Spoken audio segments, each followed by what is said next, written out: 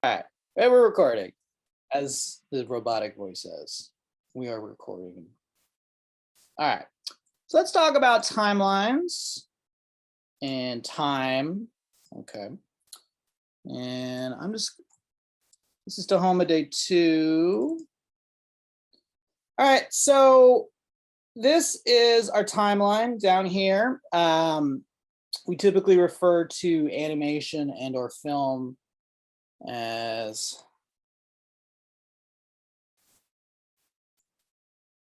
time-based media. Okay, in the sense that like typically, oops.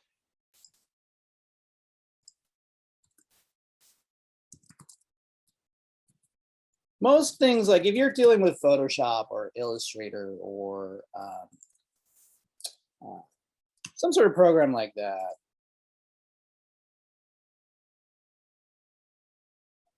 sorry, this is gonna be my little digital blackboard.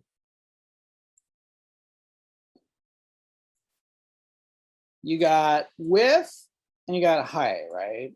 So whether it's digital like Photoshop or Illustrator or GIMP or Inkscape, or whether it's physical like a real piece of paper or a canvas for painting, right?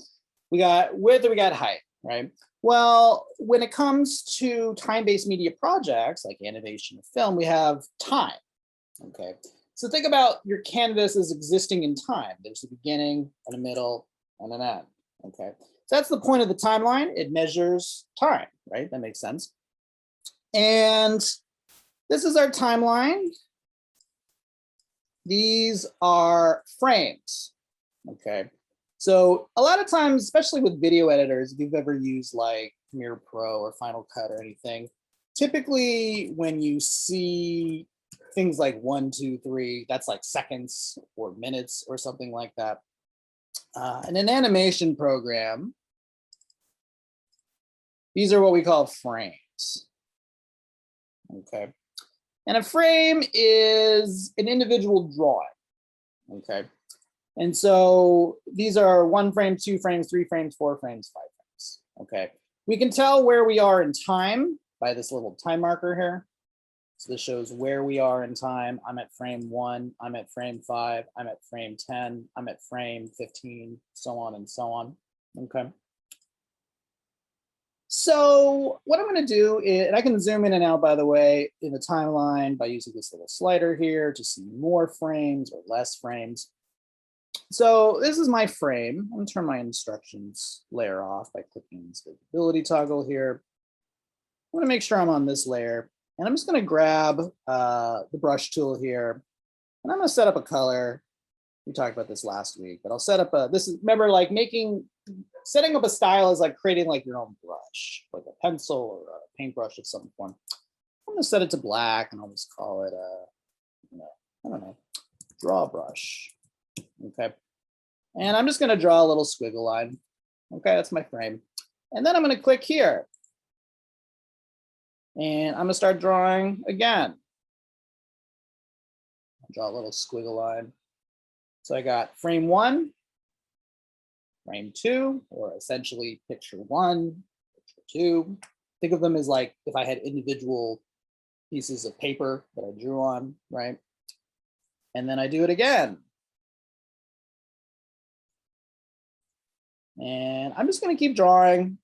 Now, if this was like a real animation, I would be drawing a character. For the sake of this demo, not lasting 3 hours, I'm just going to do squiggle lines. But hopefully you get the idea that I'm just drawing, right? I could be drawing a background or a character of some sort. Think of this as like a digital flip book. Okay, a lot of you, I'm sure, did flip books as a kid where you get a bunch of note cards or pieces of paper, right? And draw little stick figures on them, fighting or whatever you do, right?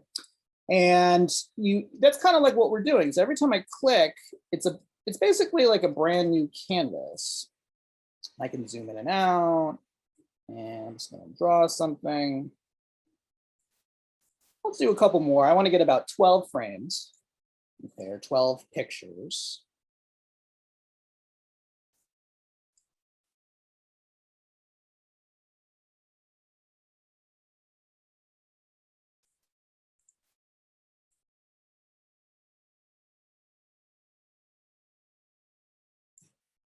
All right. So I got 12 pictures. Like I said, I can move around my time. Oops. I'll talk about what I just did there in a second. Make sure you click on the number itself. Otherwise, you're going to add something called the onion skin, which we'll talk about in a second. So this is my time. I can actually move forward and backwards in time by using the keyboard. So besides just like literally clicking on a number that would take me to frame 8, I can use the left arrow key to go backwards 1 frame, or I can use the right arrow key to go forward 1 frame. Okay. Let's say I want to play my animation. The first thing you need to do is set these settings here. This is my range. So this little white, let me zoom in a little bit here so you can see it. This little white triangle that's facing towards the right is where I'm going to start playing back my animation. This little triangle facing to the left is when I'm going to stop my animation. Now, most of the time, maybe you want to show all of it, but sometimes you might have a really long animation, or you just want to look back at a certain set of frames. So I could actually always take this and just kind of drag it in. I'm just clicking on it and dragging it. You can see I'm changing it, okay? But I'm just gonna set it to the whole animation because I wanna see all of my frames play back. And there's a couple ways I can play back. I can go to play, hit the play button. I can hit the P key on my keyboard. Look at that. If I wanna play back, I could do that. I could also play it from here. We could also have it loop, which means it would keep playing the animation over and over and over again. This is helpful if you want to gauge how your drawing is your animation is looking. Like you might want to go back and fix things. So the way you could do that is hitting loop or the L key. Okay. You can also in the viewer. Right there, this thing that kind of looks like a refresh button, sort of. That's my loop. And that would let me loop around. Okay. And that's kind of the basics. I mean, with that, you could start creating your own animation. Okay, let's take it a little further. And a lot of times when we animate, and we're going to get into this later today, we talk about theory. And there's a lot of theory when it comes to animation, besides the literal drawing, the literal program. There's the theory of how animation works. We're going to do something called overlapping.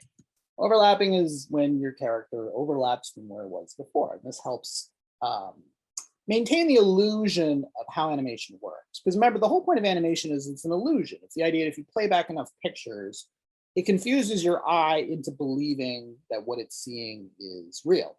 And so part of that is not having the character jump around the scene, unless the character is supposed to be teleported or something.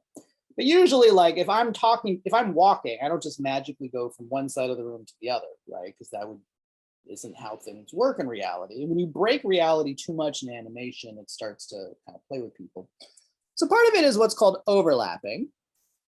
And so what I'm going to do is I'm going to go to my work layer here. And I already did the first couple of, we're going to make a little snake that kind of goes across the page. Okay. And so I'm going to go to frame 4. I did the first 3 frames for you. And I could grab a brush and, you could set the brush to whatever size. So it's small, make it a little bigger. Okay. Now, I could go and I could look, and this is where it was before, right? I could try to memorize that, or maybe I might even try to use like maybe some guidelines or something. Well, I'm going to teach you guys a better technique. This is a technique that animators have been using forever. It's called onion skin. Okay, and what onion skin allows you to do is to look at previous outlines of where your former frames were. All right. So the way that it works is if I was to click here, you can see I get this little yellow dot. Okay. If I click on that, this is actually showing where my character was in the previous frame. I'm in frame 4, but this is showing where my character was in frame 3. Okay. And so I'm seeing backwards 1 frame. I could actually click again and see back 2 frames. So this is the last one. This is the one before that. I can do 3 if I want. In addition to looking backwards, I could also look forwards too. I've never been a big fan of that in terms of animation, but some people find it helpful. So it's basically the same thing. If I click, you can see it's green. So red means it's behind, green means it's forward. And you can, this is where it will be. So if you were jumping into something, you might want to see where it will be in the future. Yes, it's like using a light box. Good analogy there. All right, so I'm just gonna, this is what's called a relative onion skin. It's called relative because it moves. So every time I move my cursor, it always shows me 2 backwards, but it keeps moving. So it's not like locked to a particular drawing. It just keeps moving. So I'm gonna grab my brush and do something like that.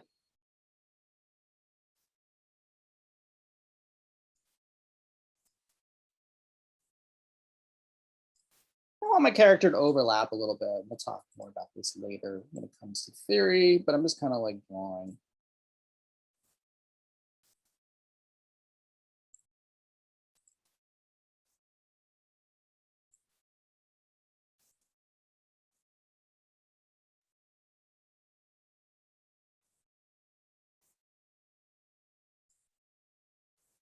Another thing you can do, so what I have right now is what's called a relative onion skin.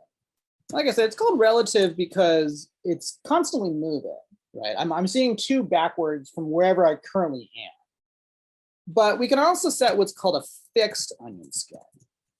I probably realistically wouldn't need it for this kind of animation, but we're going to do an animation later where we have a ball bounce.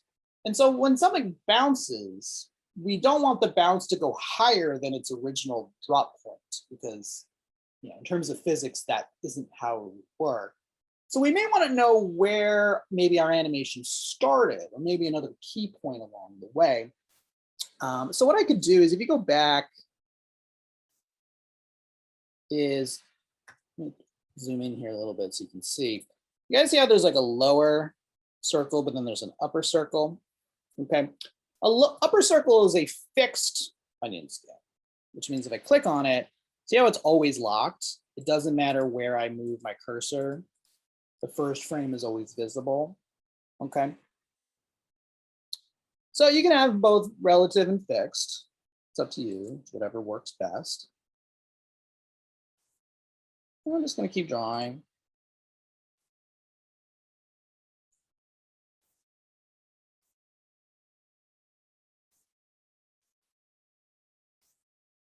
Now, like I said, this is like a very simple snake, right? But obviously, this is where you would have a more complex character where you change the hand, you change the arm, but this is just so we get the sense of how the program works. All right, so I'm just going to draw the character coming off the screen. I'm going to click on this to turn it off. One little fun thing is if you click and drag, you kind of add them. You can also click and drag to the right to remove them too. Another way you could, by the way, you can also, they don't have to be directly behind. You can see I can like do every 2 if that's something I want to do. I must admit, I wouldn't find that helpful, but maybe some people might. Another way you can do it is if you have a lot of them, you can temporarily, if you right click on it, you can deactivate them, which means that you don't remove the onion skin, but they're just off basically. And you can turn them back on if you want, or you can just clear them all, which is another way. All right, so now that I got that, I want to make sure that I'm looking at my whole animation here. So I'm making sure that my range is available. You can also set the range by right clicking. So like, let's say I wanted my animation to start on frame 3. I could right click and choose set start marker.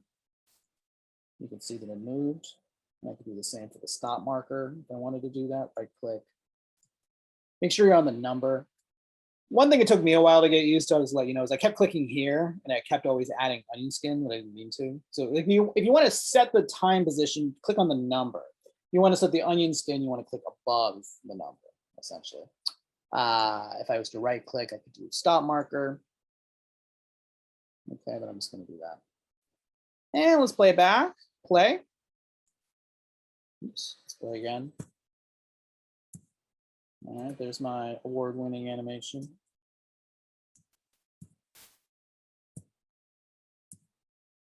I'll just loop it. Why not? Okay. Any questions about anything I talked about there? Yeah, I have one question about something I just noticed. In the work, can you hear me? Yeah, I can hear you. In the work layer, why are some of them A and F and green and blue? What's going on there?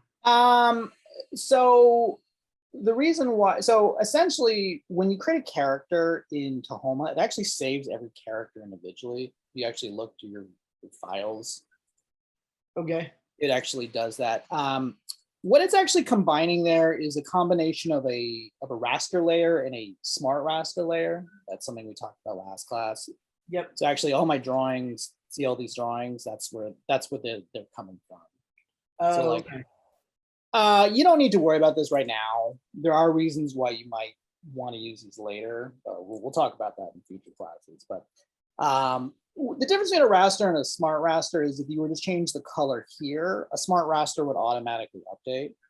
Yeah. Which you might want to do. So like, for instance, it's not going to do it for me, but because I started on a different character here, but like if I was to come here and change this color, see how they all update, or at least the first three. So that might be helpful if you switch colors or switch styles or something like that. These weren't done with that, so it only works on the smart layer, not the regular raster layer. Okay. Other questions? All right, guys, I'll give you guys a couple minutes. That was the first and second exercises. I just want you guys to get kind of familiar because we're going to be using this a lot, obviously. This is how we animate. Think of this as like a digital version of Flipbook. You know what I mean? So give you guys a minute or two.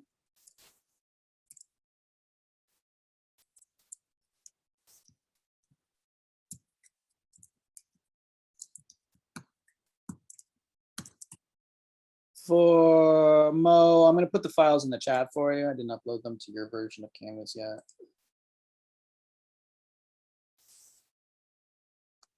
Thank you. Yep. You too, Clesia. And there's the slides.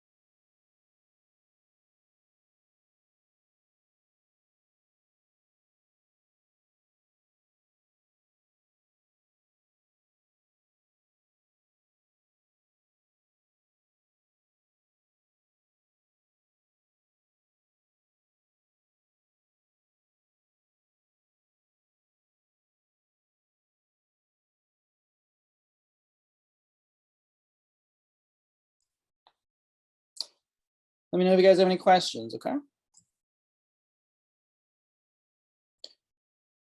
So Mo, you still had trouble getting Tahoma to work, right? Yeah, I've pretty much given up on Tahoma. Okay. Yeah, I'm doing the open tunes. Okay. It's pretty much the same. Some of the things I say are, there's like slightly different names for them, but Mhm. other than that, it should be pretty much basically Tahoma is a scaled down version of OpenTunes, where they basically try to make it easier. I don't know why. So do you not have a for Tahoma? You need you have a Mac, right? Mhm. You need at least 10.13. Is that why? Do you not have 10.13 on your laptop? I know I'm Do you? using my iMac, so I mean it's completely Okay. updated. It's just what would happen is I would click it to open it, and it would automatically crash, like it would just shut down. And then Mhm. like it'd say, oh, reopen the file or whatever, and I'd reopen it and then it'd say file not found. So it's like I've downloaded, re-downloaded, reinstalled, Right. Okay. uninstalled, deleted so many times that it just wouldn't work. Have you tried So deleting the preference file? I had that trouble, Uh-huh. and what you do is drag it to the desktop. I know exactly what you're talking about. You would just open it and it would just crash, right? yeah, I had it on the desktop. No, I know, just drag it to the desktop, the app. Mhm. Okay. Well, I had the same issue. Yeah, like I did that and it would still crash and not open and file not found. So I said, screw it. I'm just going OpenTunes. Like that's working beautifully for me. Okay. No Glad issue. to hear it's good. Yeah. And it's I'm almost I'm gonna go with demons. it's kind of what I was thinking too. I was like, why? Why won't you do this? I mean, I looked on their website. Unfortunately, their website's kind of sparse with info. I mean, they have the requirements, but other than that, there wasn't any sort of like troubleshooting. So I wasn't. It might be just your computer doesn't have the settings, like the processor it needs, and maybe that's why. But maybe, yeah, if OpenTunes is working, just go for that. That's fine. Yeah, they're almost identical. Yeah. Mhm. All right, guys. I'll give you guys maybe 1 more minute, 2 more minutes.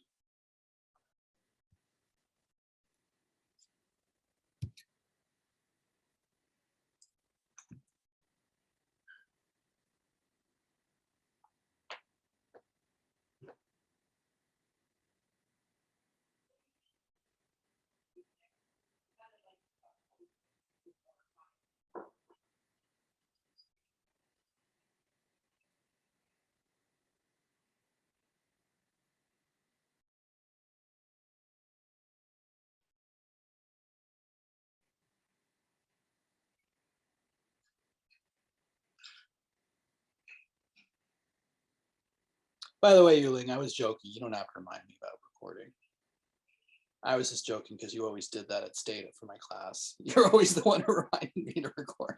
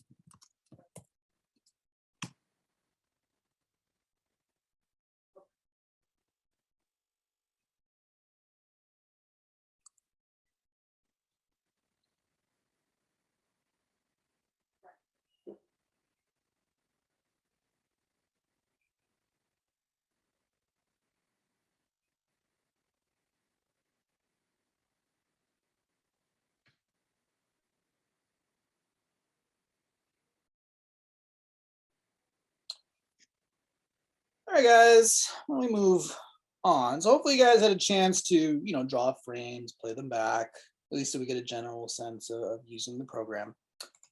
We'll do a little more with the timeline, and then we'll talk a little bit more about frame rate and what that's all about. So I would open up exercise 3 here. So I'm just gonna, I have this sketch of a sun. I'm just gonna add some color to it. Because why not? Okay. And if I play it back, I'm gonna hit the P key. It only lasts a fraction of a second. Okay. And that's because this is, we're gonna talk about this in a second. There's something called frame rate.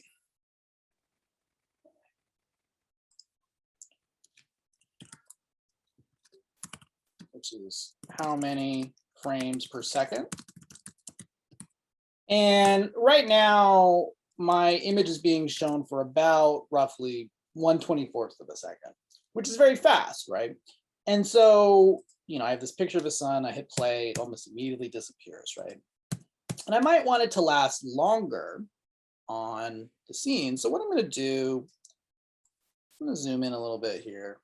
I can, I think I'm actually zoomed in as far as I can go, but you guys take a look. This is my drawing.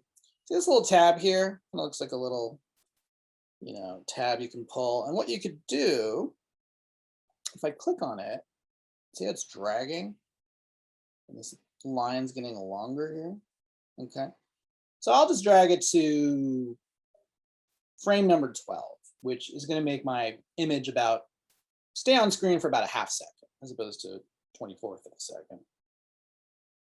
I'm just going to zoom out a little bit. Oops. Sorry, I was trying to do with I was trying to use the Photoshop keyframes for hotkeys for a second. Hit the play button. Let me set the end here. Set this stop marker. Okay, so it's going to last. I want it to be a little bit off. All right, so you can see it lasts longer, right? And if I want it longer or shorter, just pull it longer, pull it shorter. Okay. So I'm just gonna make another scene. I'll make a new level. And let's make a cloud. And I'm gonna make a new line. Blue, make some blue clouds. Maybe some nice sky blue.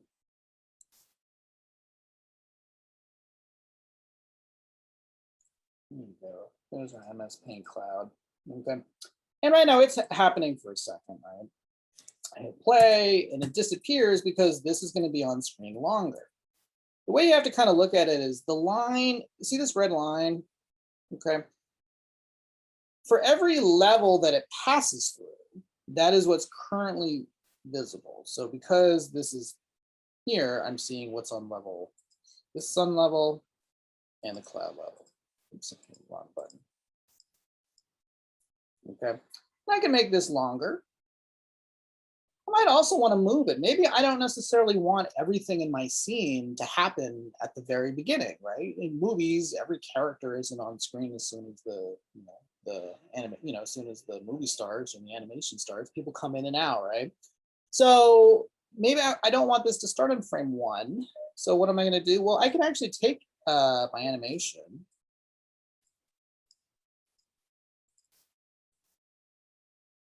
And I can move it. So I took this and I moved it.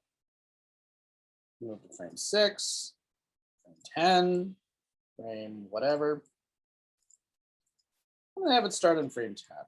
So I want the cloud to start on frame 10. And I'm gonna zoom out a little bit so it's a little longer. Maybe I'll have the sun go to frame 15, and I'm gonna have the cloud start on frame 10. It's gonna go to frame 20. Okay. I'm also gonna highlight these and just get rid of them. You can use the delete key or right click, choose delete. I want to get rid of drawings that are in it. And I'm just gonna play it back. And what should happen is my sun is gonna start on frame 1 and go to frame 15. The cloud's gonna start on frame 10, or roughly about a half second in, and it's going to last until frame 20. So I'm going to pull these out. This way, make sure it captures everything. And let's hit the P key to play. Okay. I'll make another layer. Let's make a tree. Oops. I'll make another layer. There we go. Call this tree. And I don't know.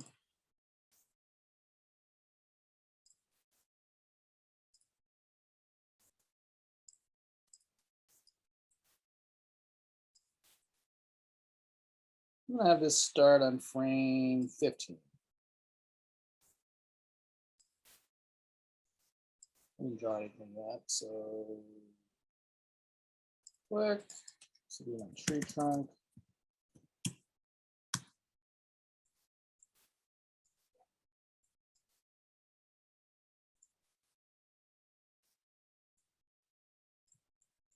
Fruits and whatnot. And let's add in the foliage. Let's call it leaves. Put that to green. Please excuse my very poor simple drawings here, but I just don't want this to take too long. There we go. All right, and so that's going to start in frame 15, and I'm going to have it go to frame, whatever, 25. Okay. Oops. There's an extra one here. I'm going to get rid of that. Right click on it, just hit delete. Use the delete key. For some reason, my delete key doesn't work. I don't know why it doesn't do that. Maybe I have my things set up differently, but so I usually just manually do it. Or you can set up your own personal hotkey in the program if you want to. Okay. So we're playing around with timing, right? That's kind of the name of the game, is timing. When do things come in? When do things leave? I like to think about animation sometimes like, I know this might be a sort of a weird analogy, but like a puppet show, like a hand puppet show. And like, if you do a puppet show, right, it's like, well, I'm like below, and then up here's like the stage, and I have my puppets, and they come on screen and then do whatever they do. And then when I'm done with them, I just pull them off, right? And it's like they're just gone from the scene. You know, they just don't exist anymore. And that's kind of like what's happening here. It's like my characters are kind of, you know, whether they're a son or a person or a house or whatever, they kind of exist in the scene, and then, you know, I can add them and then they can go off the scene. So it's like they exist from here to here, but after that, it doesn't exist. It doesn't exist from here to here, but then it exists, right? And that's kind of how I like to think of it. Maybe that helps you. If it doesn't, I'll try to think of a different analogy. Let's talk a little bit about frame rate, okay? This is something that's always going to come up with time-based media, whether it's animation or film. And frame rate has to do with how fast or slow the frames are played back, hence the term frame rate. The best way to think about it, in my personal opinion, let's do a flip book.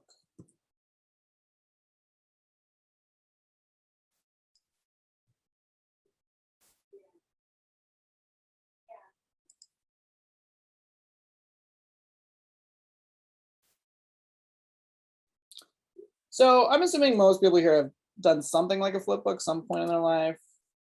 And so the idea of a flip book is you have a bunch of drawings, kind of like what we've been doing, right?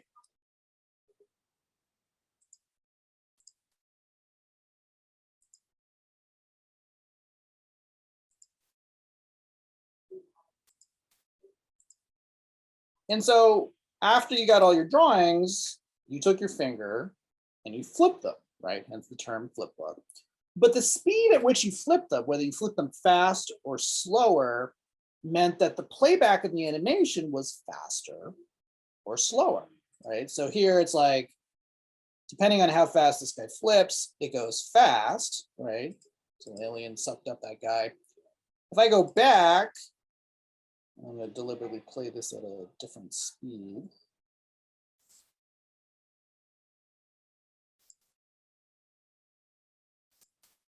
It's the same amount of frames, same pictures, but they're going slower. Oops, a little too far back. Okay. So that helps you kind of understand what frame rate is. So that's, in the case of the flip book, it's a physical, like it's your finger, how fast or slow you do it. depending on the machine you're using, it's like, well, how fast does the, do the frames go through the machine? Back in the day, it was like, well, you had film, acetate film with the animation on it. How fast would it go through the projector? Okay. And so when we talk about frame rate, it's basically, typically this is just shortened to FPS, or frames per second. And it's just however you decide to play it back. These days with digital playback of programs, it's, there is no quote unquote right or wrong frame rate, but there are standard frame rates, okay? So I kind of break it into three major categories, which is film, NTSC, and PAL, okay? Film is, I'm talking actual literal acetate film, okay? So the act of acetate film going through a physical projector has a frame rate of 24 frames per second.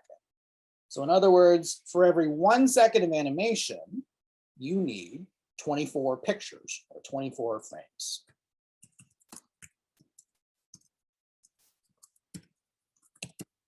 Okay. There's also something called NTSC. NTSC is is short for the National Television Standards Committee. Okay. NTSC is a standard that is used in television playback. It's used here in America, in Japan, a couple other countries, but we're kind of the major stuff. So when you see things on television, it's using the NTSC standard, okay? And the NTSC standard doesn't use the same frame rate. So film is 24 frames, that goes back not hundreds, but a long time, back to about the early 20th century. Television uses a frame rate of 30 FPS or 30 frames per second.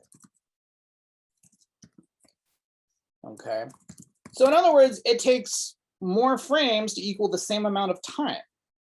Okay, because you need 30 instead of 24, so you need 6 more frames, you need 6 more drawings essentially.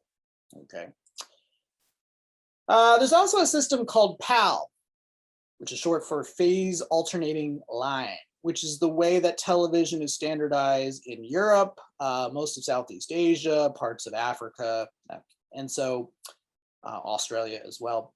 And they use PAL is a little closer to the way that film is recorded. And so they use a frame rate of 25 FPS or 25 frames per second. Okay. So there's no quote unquote right or wrong method, but the reason why I tell you this is if you were going to do an animation, you might want to think about what is your final output.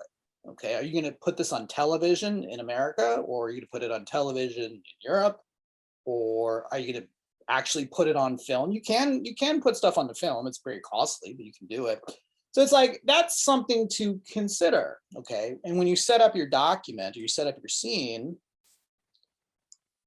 one of the things that you set is your frame rate, or how many frames there are for 1 second. Okay. I got this animation here, and it's about 44 frames long. I'm just going to play it.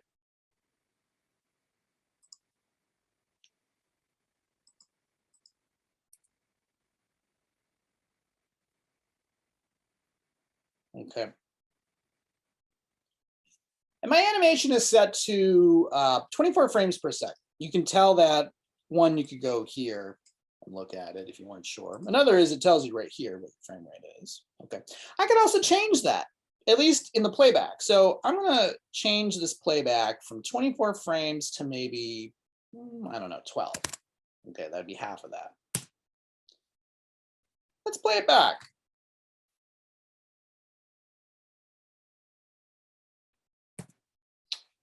Did anyone notice anything different when I changed the frames per second to my animation?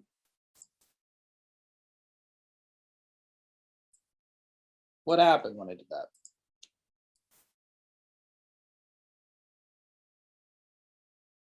Anybody? Slower. Yeah, the animation went slower. Okay. This is what it originally was. Let me set it back. You can change it on the fly while you play it too, by the way. So I could like loop it. Just kind of like lower it. I think it was what, 12? Now, why does it go slower? That's a good question. The answer, depending on, is going to make you happy or sad. I guess depends how much you like physics. So maybe sad for some of you. But the answer is, why does it go slower? And the answer is physics. Okay. The reason why is speed as a physics equation is distance divided by time. Okay. And so the distance in this case is the character, my character running in place. Okay. So that distance didn't change, even if I slowed up or if I change the frame rate higher or lower, that doesn't change the distance at all. But what I did change was the time. Okay, so let's imagine, I'm just going to use imaginary units here. Like, let's imagine the distance is 100. And, I have a total of 44 frames. Grab a calculator real quick.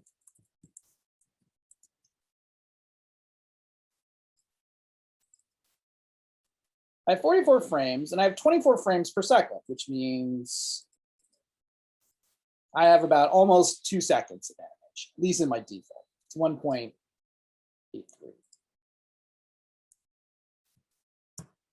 Okay. I'm using 100 as because there's no way to really measure this sort of static distance, but let's just call it 100 because it makes it easier to understand. So 100 divided by 1.3 is 54.6 animation units per second, let's just call it. Let's do the calculation again. So the distance is the same, like I said, so it stays the same. It's still 100 again. But this time, we still have 44 frames. I didn't add or subtract any frames, but we changed the frame rate, how many frames there were per second. So we changed from 24 to 12. So now instead of dividing 44 by, or is it 44? Yeah, 44 by 24, we divide it by 12. And so now that same animation that used to have 1.83 seconds to complete now has 3.66 seconds to complete it. Or in other words, it has more time to do the same action.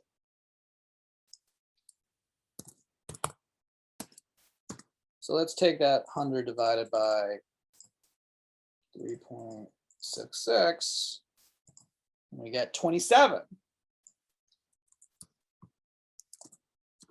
27 animation units per second.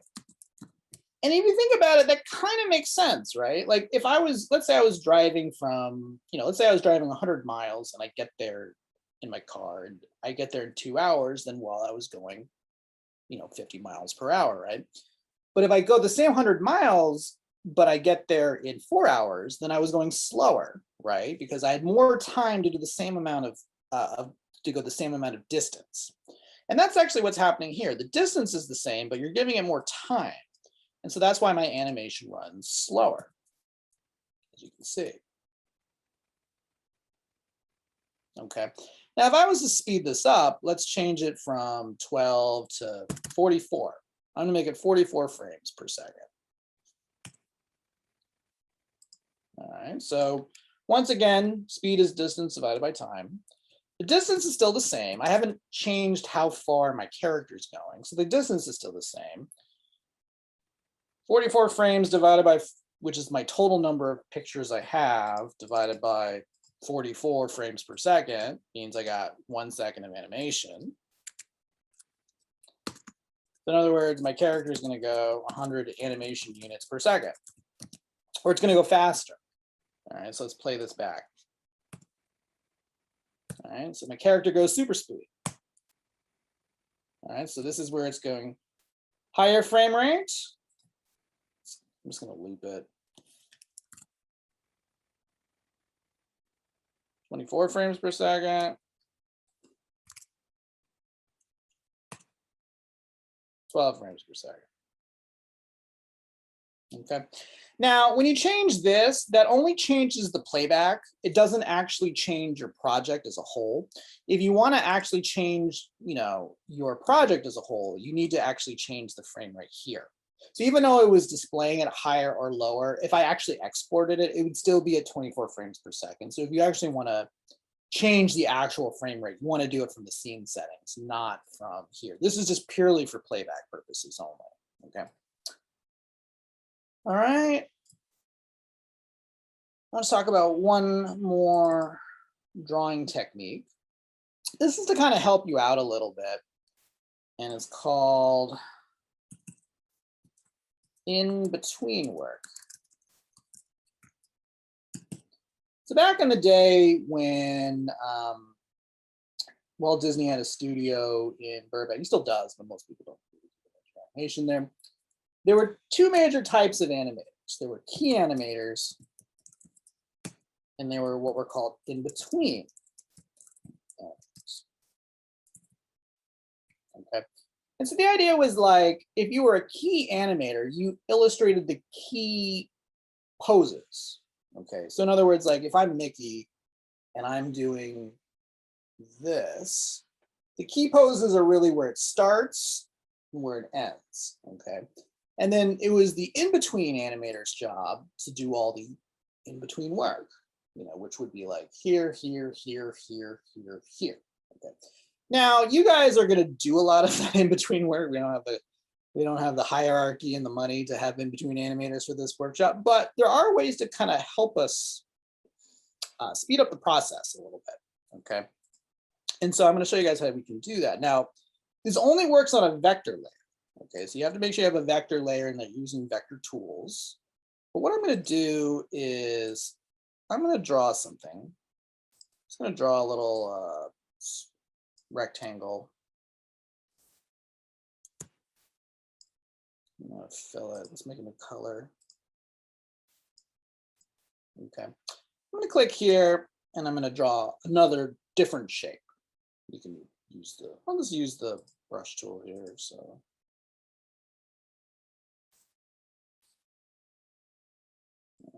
Make sure auto closes on, so it closes my shape.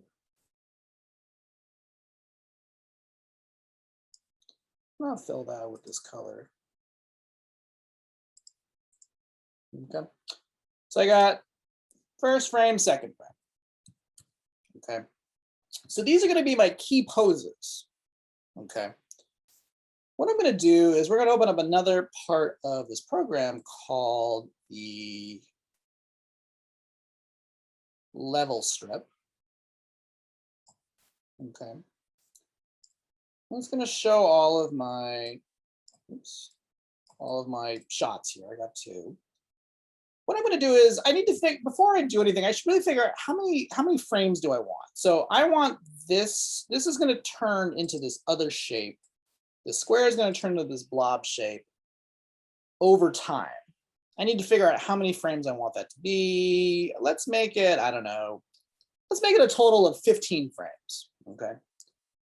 And it helps to know right away because what I'm going to do is in my level editor level here, I'm going to click and I'm going to go to where it says add frames. This is going to add frames between my first and the last one. And it's going to bring this little dialog box here. I want it to start on frame 2 and it's going to go, I want to add, so I have frame 1, frame 2. I want a total of 15 frames. I'm actually going to add 13 because I already have 2 existing. I'm adding 13 frames starting on frame 2. Let's hit add.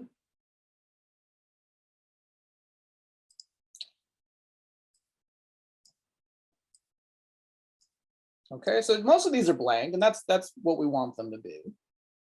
What I'm going to do is I'm going to highlight the first. And I'm going to hold down my Shift key. I'm going to highlight my second so that they're all highlighted. See how they're all highlighted, this little red box here. And on the far right, see how it says in between? I'm going to click on that. And you're gonna get a little box here that says in between. Interpolation, which means the program is gonna figure out how to convert the square into my little blob shape. For now, I'm just gonna choose linear. We could talk more about these later if you want, but for now, let's just use linear, that's the basic. And what it actually does is,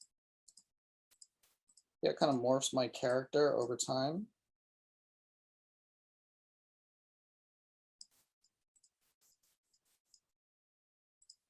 Okay, so I have them in my level editor, but they're not in my scene yet. You'll notice I still have my 2 original drawings. So what I'm going to do is I'm going to get rid of this one by right clicking and just deleting it.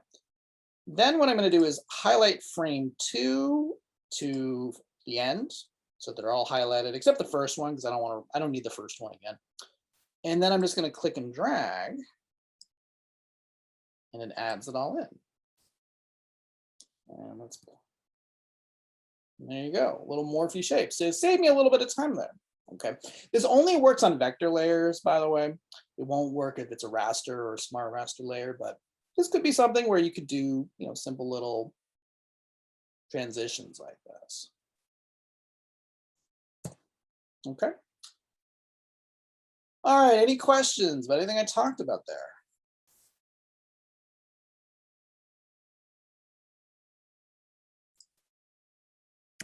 All right, did you guys try that out? That was exercise 2 through 5. Okay.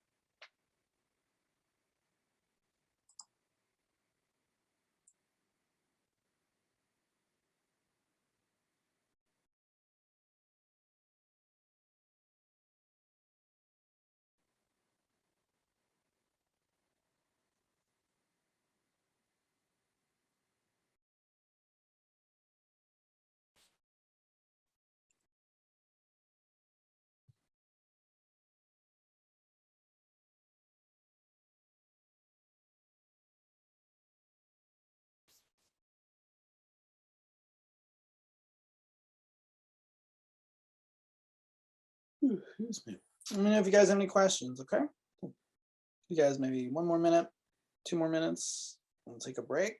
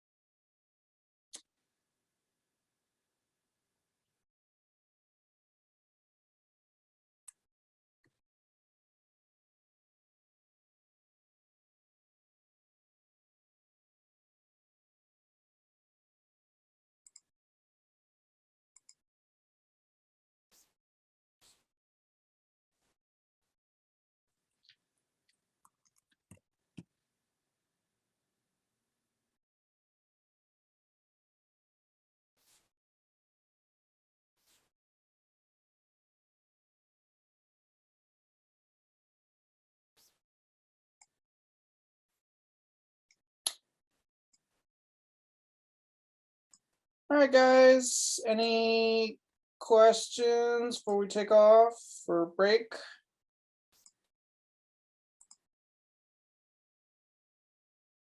Everybody good? Thumbs up? Yeah, going good. Doing good? Okay. Sounds good, everybody. All right, why don't we take a nice break, fresh ourselves, walk around a little bit, get our blood going. Let's come back at 7:43. All right. We come back, we're going to talk about principles of animation. Okay, these are more theories rather than specifically have anything to do with Tahoma. And we're going to do the project that everyone always does when you take an animation class, which is the bouncing ball animation. Okay. All right, guys, I'll see you all in a few minutes. Mo, this is for you. Panda Cam is back. Hell yeah. Panda Cam. Whoop, whoop. All right, guys, I'll see you in a few.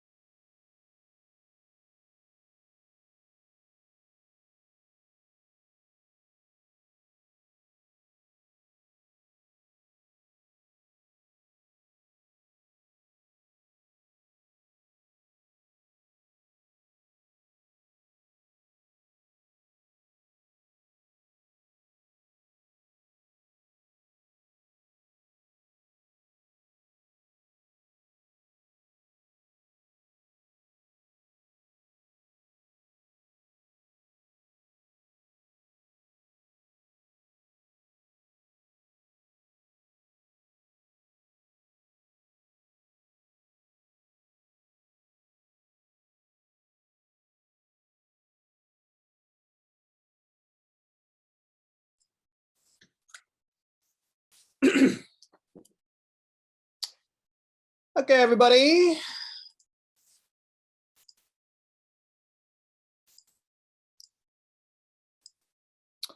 Let's get back into it.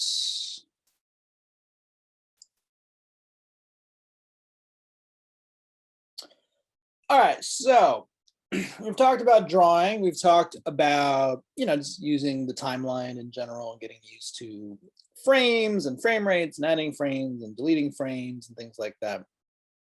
Let's talk about, this is more animation theory. So it's not specific to Tahoma. It can really be any animation program you want to do, including like a flipbook, if that's really what you wanted to do. Let's talk about principles of animation, okay?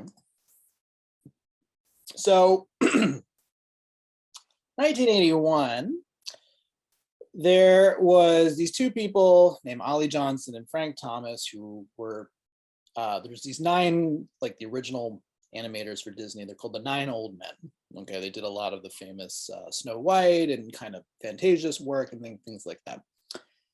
And they wrote a book called The Illusion of Life, okay?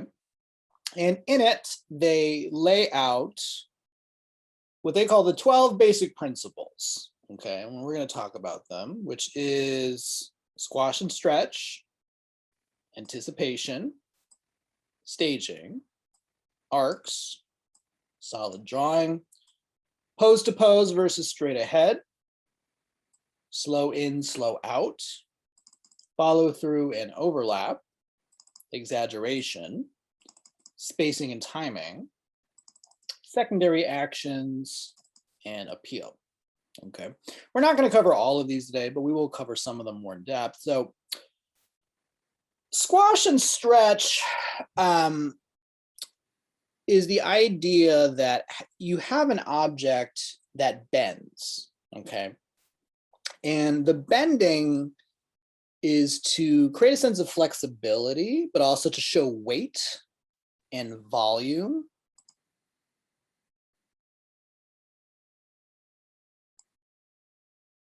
Oh yeah, I'm sure that sounds cool. If it wasn't so expensive, I'd probably go. It's not a big museum, but yeah, that's like fun.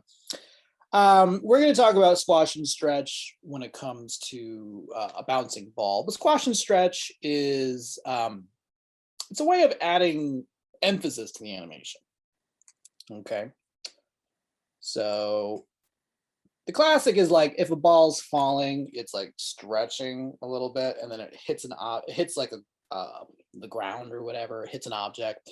It's squashes. Okay, now that's exaggerated. In real life, that doesn't happen. If you have a ball, it maybe stretches a little bit, but it wouldn't be this extreme. But it's to add emphasis. Okay.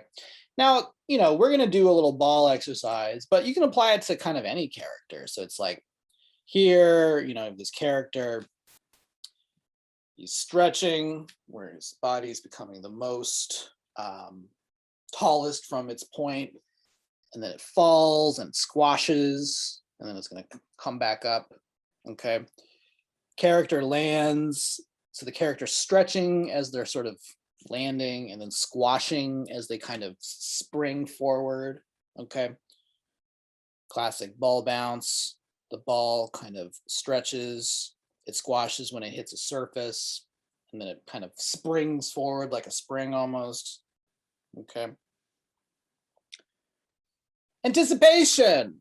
Anticipation is a pose that helps prepare the audience for what the next action will be.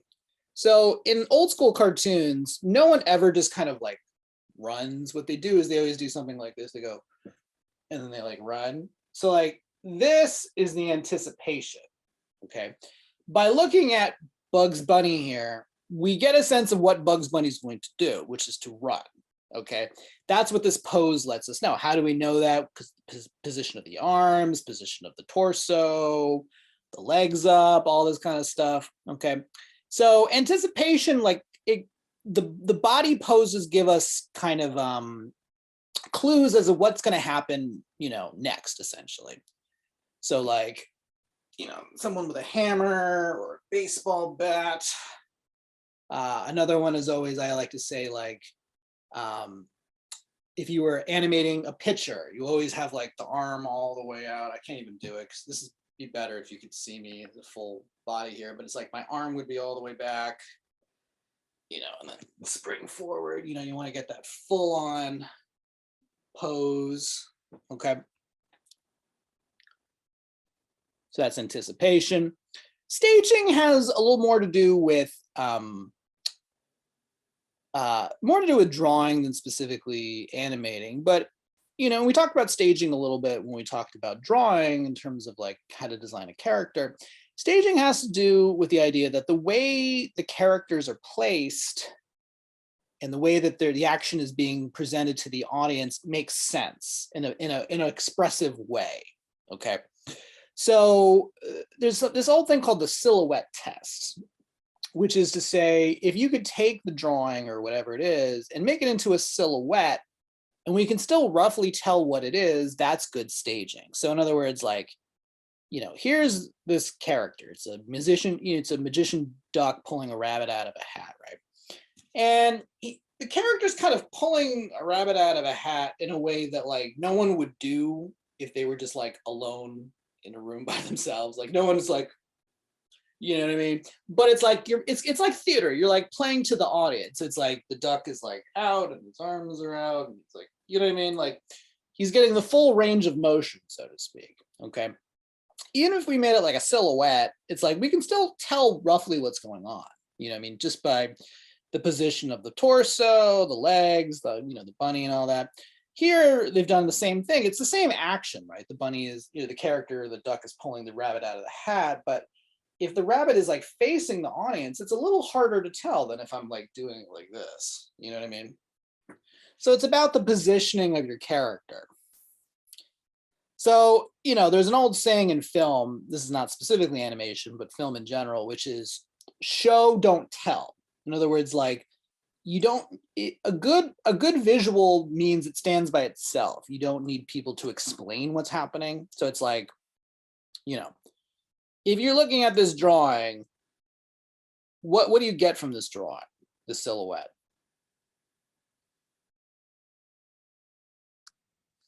Looks like he might be Angst. pulling his hair out or something. Yeah. Yeah, angst. Teresa says, you know, nervous or so. Yeah, the idea is this is a silhouette of Fry from Futurama, like pulling his hair out. So he's anxious, and that you can tell because of the position, you know, his body language, the hair, and everything.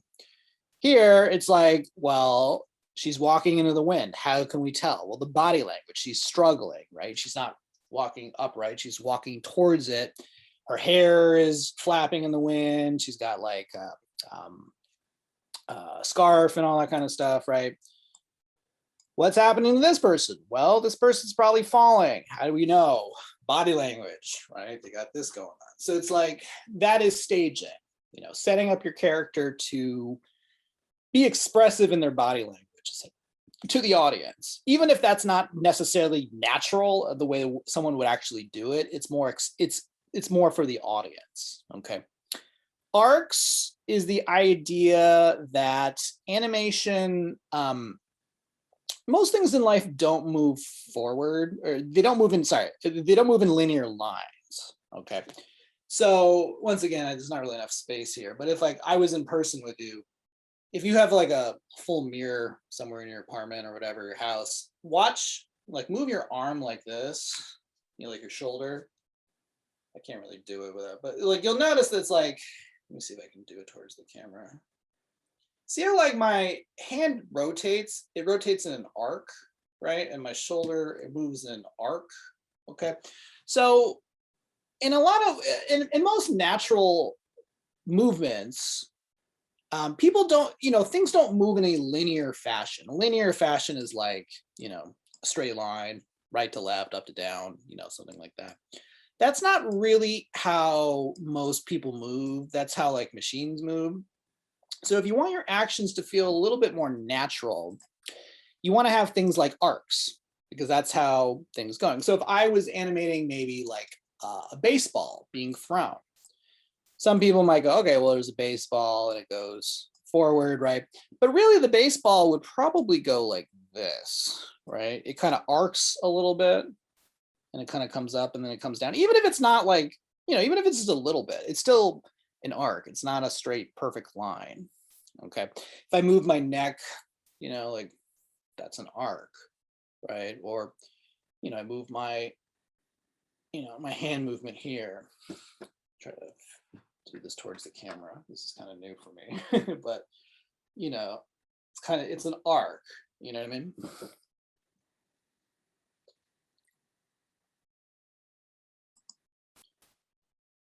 So, just you animate someone using a baseball bat or something, swinging something, their arms move, the ball it bounces in a parabola. It doesn't go in a straight linear line.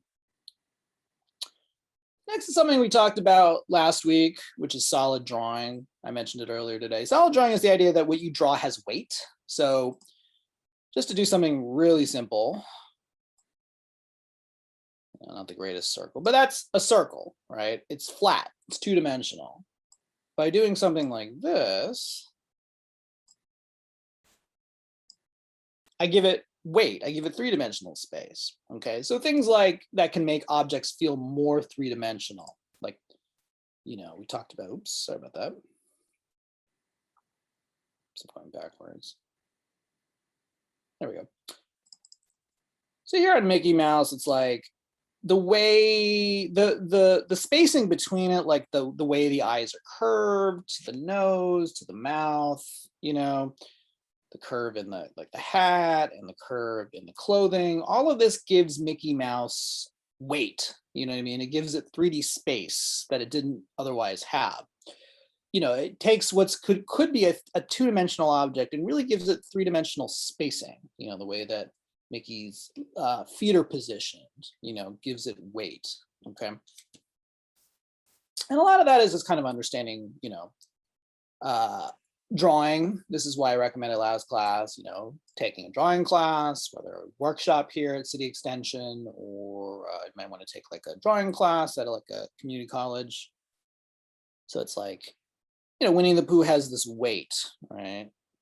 Where the objects, the way the legs and the arms positioned are how they would be if it was a three-dimensional object, which makes it, even though it's a drawing, makes it seem three-dimensional. Homer is made up of these three-dimensional spaces. Everything has volume, you know what I mean? Having it at a 3/4 view makes it feel more three-dimensional. It makes it has weight and depth, okay? This is like an old-fashioned drawing I found from, I think it must be Warner Brothers, but it was like, just the way that you shape them, having this rabbit ear go to the right, this one's facing the camera, the way it's drawn, the face is this way, which gives it a little depth here. Well, some of it is line weight too, sometimes having a slightly thicker line weight can give it some weight. For objects that should be heavier, like the weight, the character's weighted towards the ground. So usually like feet are a little bit thicker lines where things kind of hang like under the chin or under the eyes, under like clothing, or if they had like a little bit of a gut like Homer, there might be a little bit of thicker line there. Next is something called pose to pose versus straight ahead animating. Pose to pose means you figure out the key poses. So if I wanted to have a shopping bag that kind of jumps in the air and lands over here, it's like, well, the key poses are the beginning, the end, and then somewhere in the middle. You would start with the key poses and then you'd kind of like fill in the rest, after you figured those out. Straight ahead is basically you just kind of start drawing and figure out where things are going to go as you draw. So this is two different methods, really. Slow in, slow out. So what's slow in and slow out?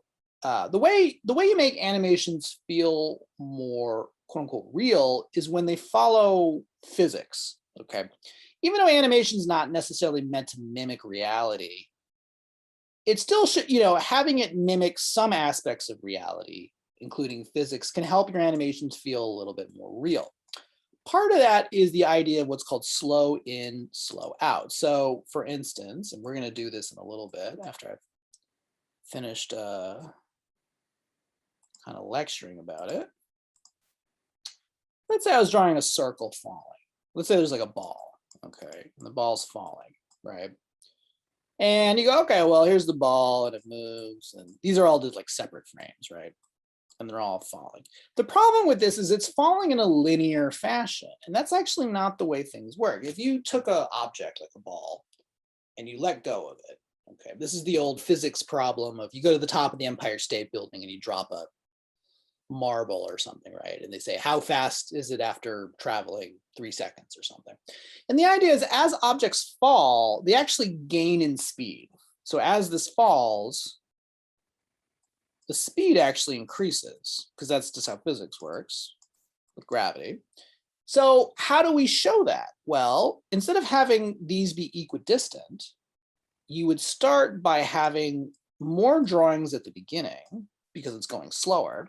And as it picks up speed, the drawings would get further and further from each other to show that it's picking up speed. If it was slowing down, it's the same thing. So like when it hits the ground, due to physics, it loses some of its kinetic energy and your object starts to slow down unless it like hit a trampoline or something. And so what would happen is like the opposite, as it's, you know, it would bounce and then it would get closer to each other to the point where it starts to slow down and almost stop. Okay. And so that's this idea of slow in and slow out, where you start slow because your object's picking up speed and then they get further away. Or if they're slowing down, they start, because they're already at a speed and they're slowing down, they start farther away and then they get closer as it slows. Okay, and we'll do a little bit of practice of this. So I know this seems like a lot all at once, but we're going to practice this. So it's like if I was doing a pendulum, as it falls, it's actually picking up speed because the kinetic energy is making it. And then when it swings and then it reaches the other side, it starts to slow down and it's losing its kinetic energy. And then it swings back and it starts doing it again.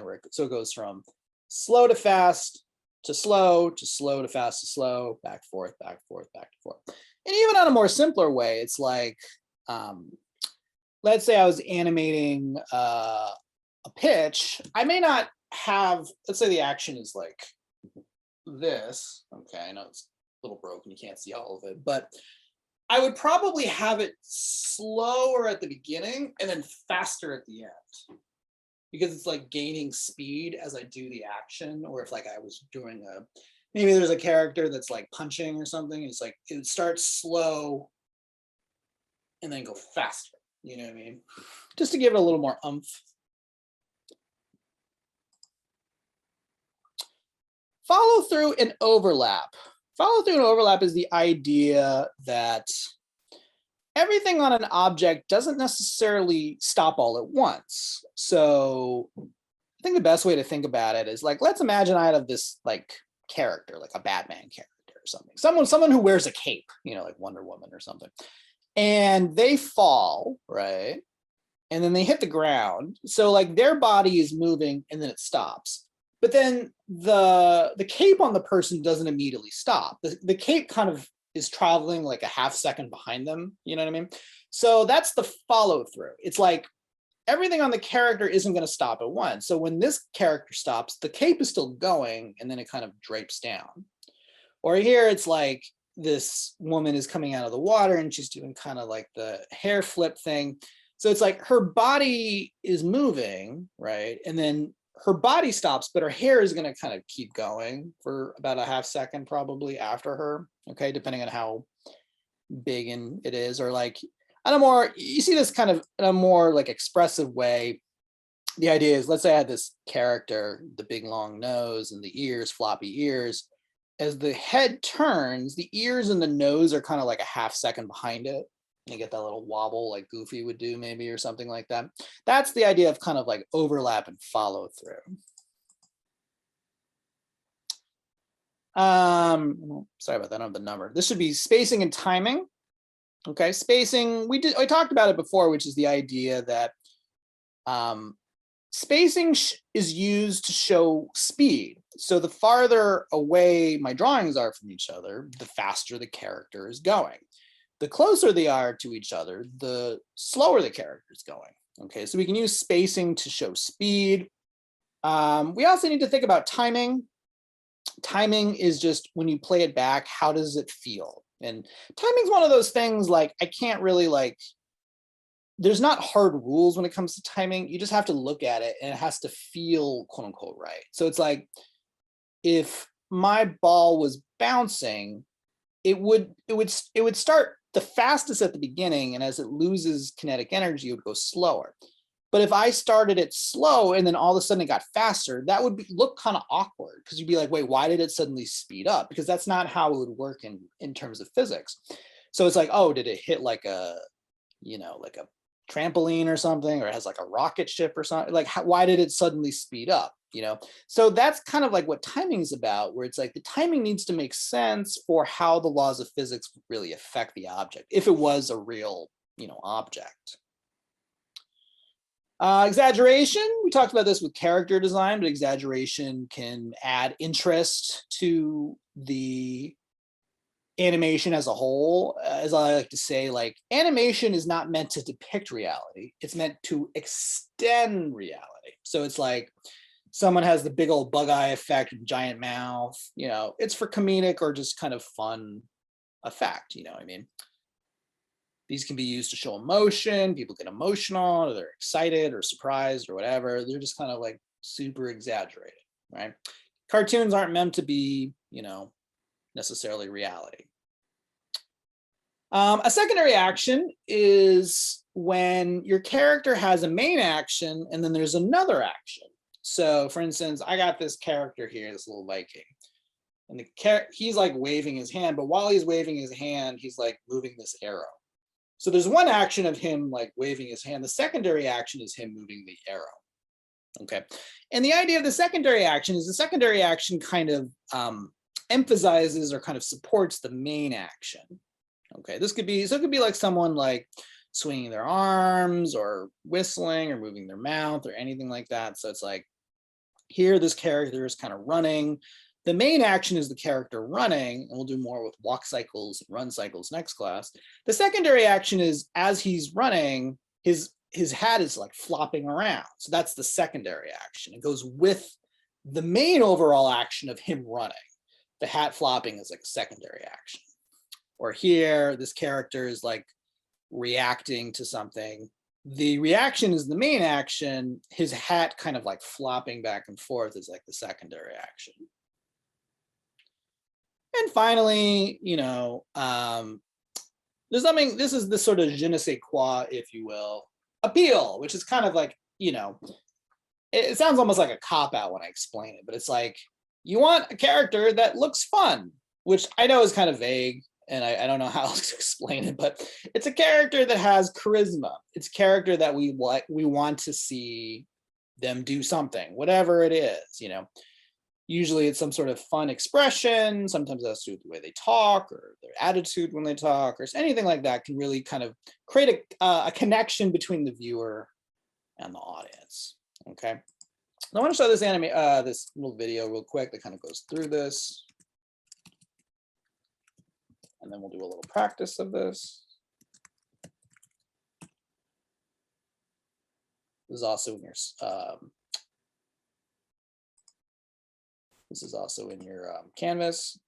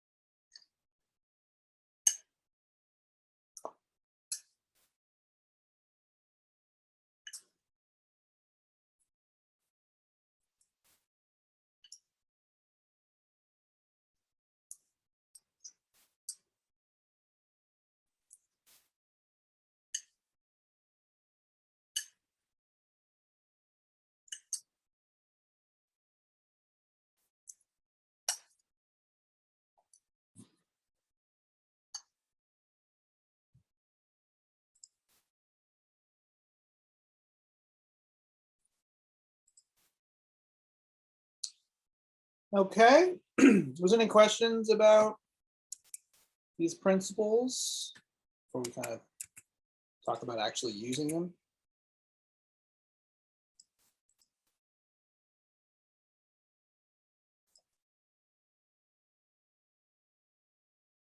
Okay, well, there's no questions. Let's talk about actually using them, or at least some of them. We're not going to use all of them today, but let's talk about, I'm going to open up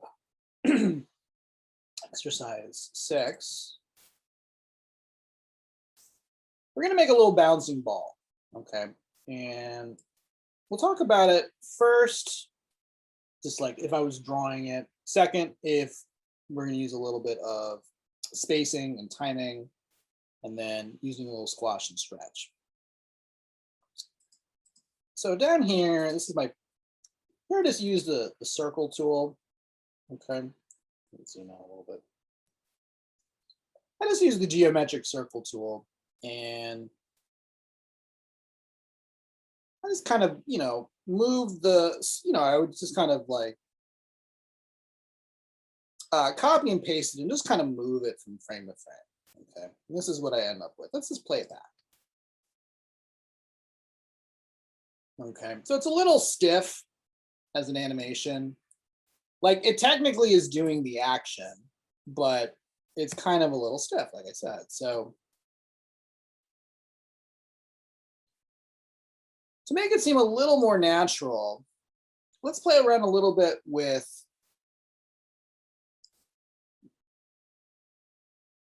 ease in and ease out, or slow in, slow out, I should say. Which is to say, let's think about this. Okay, my ball is falling, right? So the ball is going to fall, and in our animation, it's going to bounce roughly there. I made a little line there so you can see it. And then it goes up and it comes back down, bounces up again. Now, as a ball, if you were to take a rubber ball or any kind of ball for that matter, let it go, it's going to fall with gravity. Okay. So as it falls, like we said, it's going to speed up. So how do we show that? Well, here in my second level here, second example, made the ball a little smaller, and as it falls, so you have like at the beginning, the frames are a little closer to each other. I'll put on onion skin so you can kind of see them. Okay. And as they get further down, see how I'm putting more space between them? Now what's going to happen is it's going to hit the ground. Okay. Now when an object hits the ground, it's going to spring back up, right? So it's already starting fast because it has a lot of kinetic energy that it's using. So it's going to start. So my next one should be relatively far from each other. But as it keeps going up, it's actually fighting against gravity. That's why rockets, that's why, like when NASA does something, they need those booster rockets because it's fighting literally to go against gravity. So as the ball bounces upward, gravity's pushing against it. So it's actually slowing down. Okay, so my ball, it should get a little, I should probably have another one in between here, but like this is going to slow down.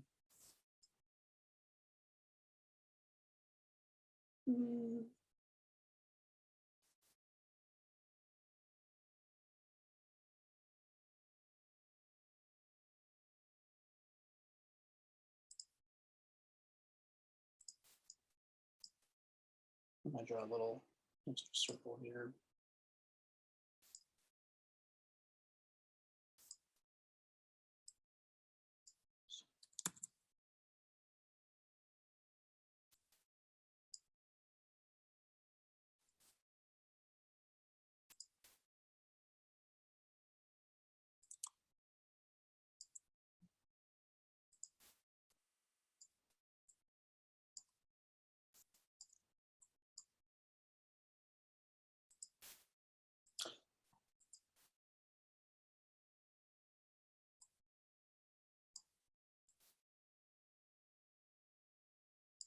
All right, so then when it hits the top, it's going to start falling again. So when it falls, it's going to speed up because it's falling. So once again, they should be close to each other and start to fall. Hits the ground, starts with energy, goes up, and the process kind of repeats. So let's do this one. Oops, I gotta make this a little longer. So just by adding a little bit of spacing and thinking about the timing, let me turn off my onion skin.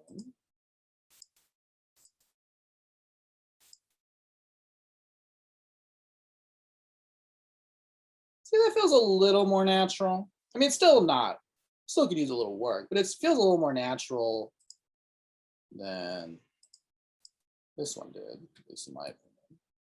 Oops.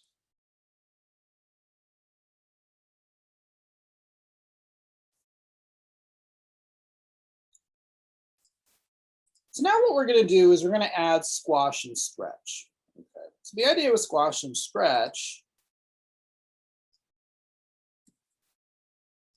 is as our ball is falling, we're going to stretch it a little bit to show that it's falling, it's speeding up. Usually elongating something to show speed. And then when it hits the ground, we'll kind of squash it a little bit. Okay. So I'll actually do this one from scratch. So let's do it together.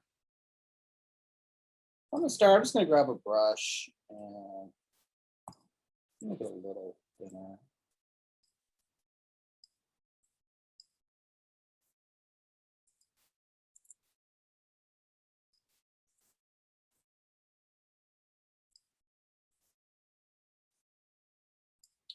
All right, so this is my starting point.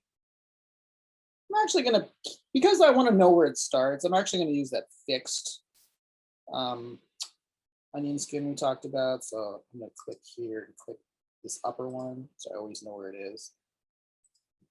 Well, let's use that timing. So as my ball falls, it's gonna start slower and then gain speed. So I can show that by the next thing I'm drawing is not too far away from the first one.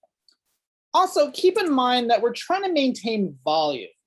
So in other words, like my ball, my next drawing should roughly be the same in terms of the volume that it holds. If I suddenly drew it a lot bigger, it would, instead of just falling, it would actually seem like the ball is like growing, which in this case is not what I'm trying to do. That's not the purpose of this animation. If that's what you're trying to do, then great, but that's not what I'm trying to do. So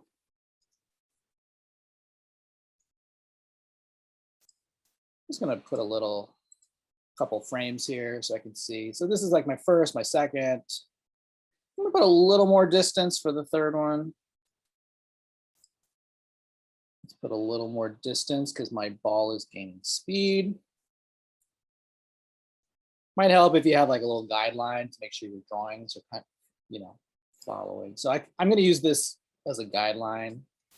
I'm just using the selection tool. I don't want it to accidentally move too far. I want to keep them kind of on this path because this is falling straight down. It's not really meant to be curving.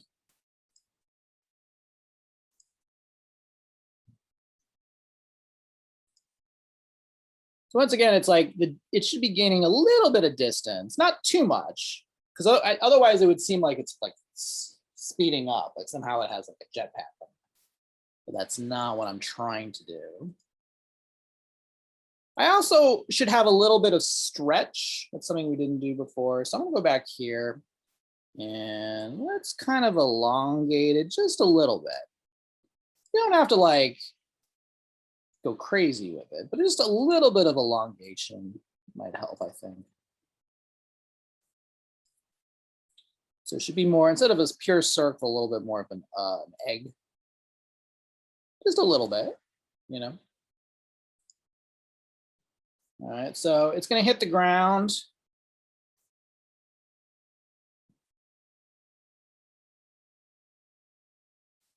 And then I want to do a squash, which means it's going to, imagine like silly putty hitting a surface, right? Now, granted, in real life, does a ball bend like silly putty when it hits something? No, it doesn't do that. But we're kind of, you know, we're exaggerating, right? When in doubt, exaggerate when it comes to animation. So I'm just going to kind of bend this a little bit.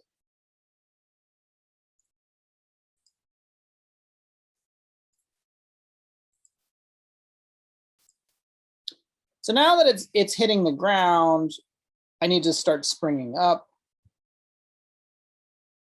So this is where it started. This is also where I need to think about timing. It took about 7 frames to get from the top to the bottom. So I should probably give it like 3 or 4 frames to get to the new height. The new height I'm gonna probably put like here. So let's do, and all of this can be, you know, I'm having this spring up. Once again, it's like a little bit of stretch. Maybe put, that was a little far from the distance. Maybe that was there.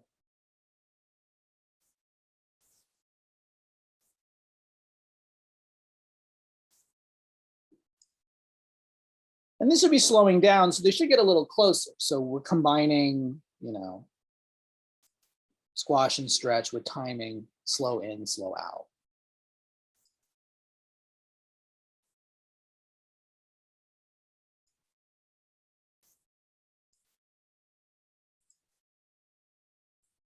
I'm gonna have it stop like there. I'm gonna put that as my new, let's put another, just so I remember that that's like the new height. The reason why it's not going as high as the first one is it's losing energy. It's losing kinetic energy. I forgot to show this, but you know, in real life, you know, we talked about using reference images, you know, last class when it came to character design. In real life, people use video animation as references all the time. Pixar, you know, Disney, whoever. They'll take video of things and use them as a reference.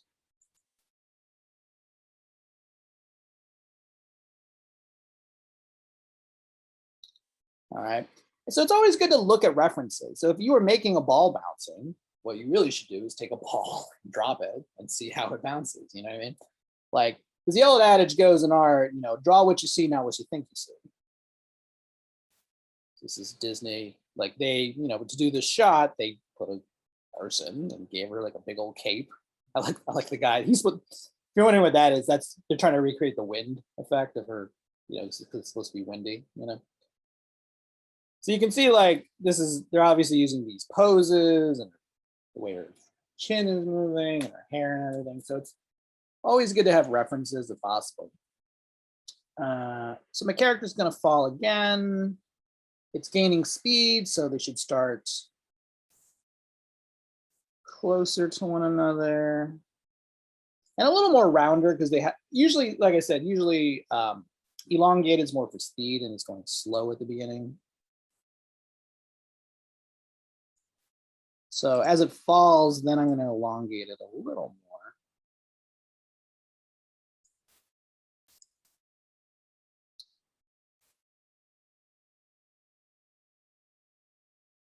Do they create the references? Yeah, they can. I mean, a lot of people do that. For my own animations I've done, a lot of times I just look at stuff in the mirror. I'll look at, you know, I have a full, you know, having a full length mirror, just do the action, like watch yourself. But you know, if I'm throwing a baseball, it's like, well, what happened? Your arm goes back, your arm is posed, you know what I mean? All that kind of stuff.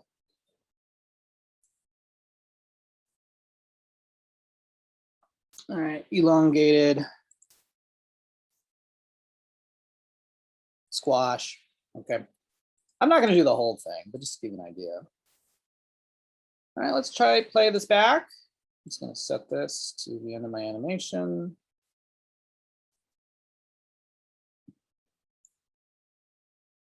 Let's loop it. See how it's a little bit more, has a little more weight to it. Now it's going a little bit fast, you know, which seems a little unnatural. It seems like a lot faster than how a real animation would work. So what I could do is I could just go back and start like adding stuff in between, you know, in between 1 and 2, I could add another drawing in between using, you know, I could just draw another one. I'm kind of lazy. And so I'm going to teach you something that a lot of animators do, which is you can take all of your frames and you could play them twice. This is called on the 2s, or you could play every frame 3 times. That's called on the 3s. So what I'm going to do is take all of these, highlight them, and just highlighted this whole range by using the shift key. I'm going to click this and see how each frame now lasts like 2 frames long. So when I play it back, it's going to run a little bit slower. Oops. Except I gotta, now that these have more frames, I gotta reset this. There you go. See how that looks a little more natural? It's definitely a lot better than, at least in my opinion, than this. All right. So using a little bit of squash and stretch, now I kind of, a little bit of timing made that a lot better. Okay. I'm gonna do one more. I'm gonna let you guys try this out.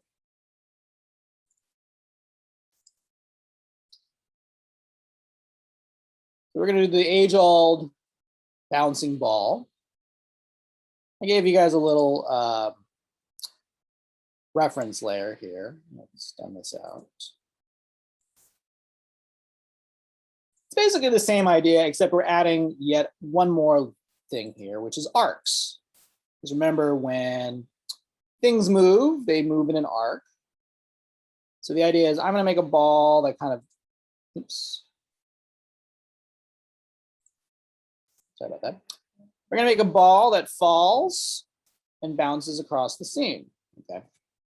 So when the ball falls, if it's moving, it should probably go in an arc, the parabola. We need to think about spacing.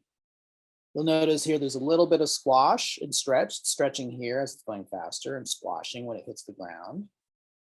As it gets, when it slows down near the top, because it's fastest here and then it slows, there's more drawing. Starts here where it's the slowest and it starts speeding up, and it keeps doing that over and over. So I'm going to go here to my work layer.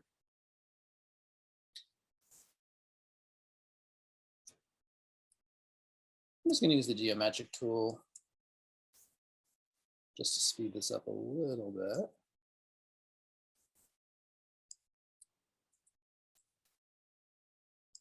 Okay. And just going to copy this. So I'm going to highlight it, Command C, go to the next one, Command V. I'm just going to select this and move it. Let's use. I'll do this, I can see this. Also, I'm going to put this on so I can see the original.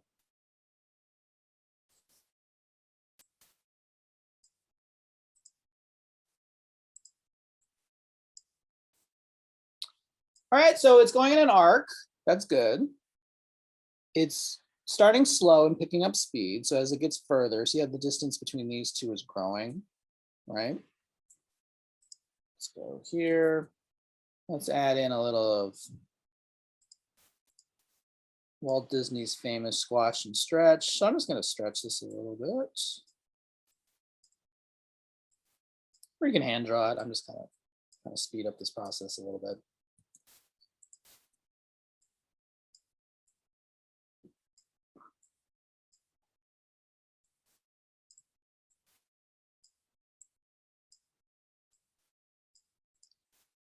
Well, let's turn this off for a second just to kind of see.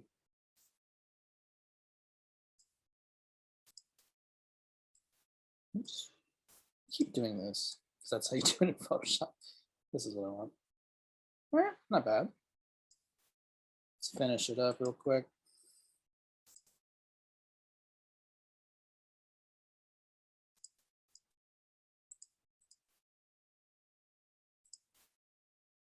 It's gonna squash because it's hitting a surface. Once again, think of it like if it was made of putty, silly putty.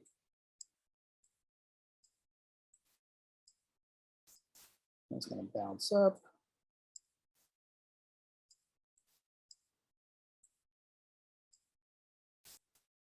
Now it's got a lot of energy at the beginning because it has all that kinetic energy at the beginning, but it's going to start to slow down as it gets.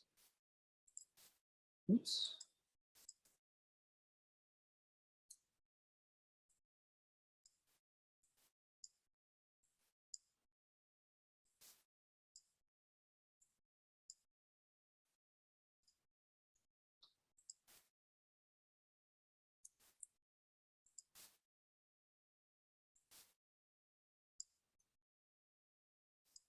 So it's because it's getting slower, they should be a little closer to each other to show that it's getting a little slower. Still going in an arc.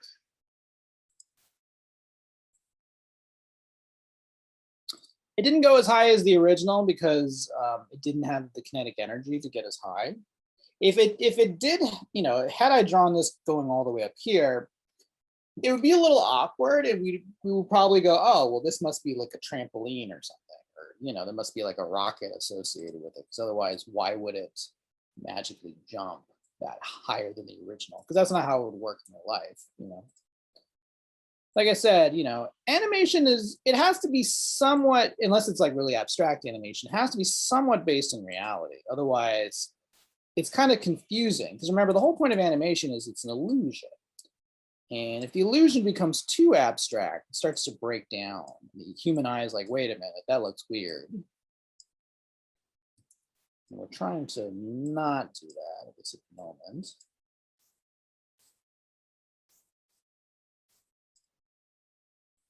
Always helps to know where your floor is if you're doing something like this.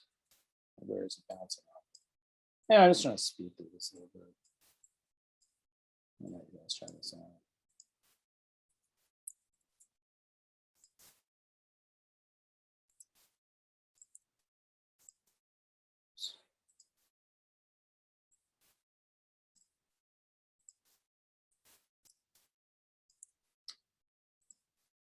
It's going to grow a little bit. It shouldn't. Or if you just want it to be a little less organic, or a little more organic and a little less rigid.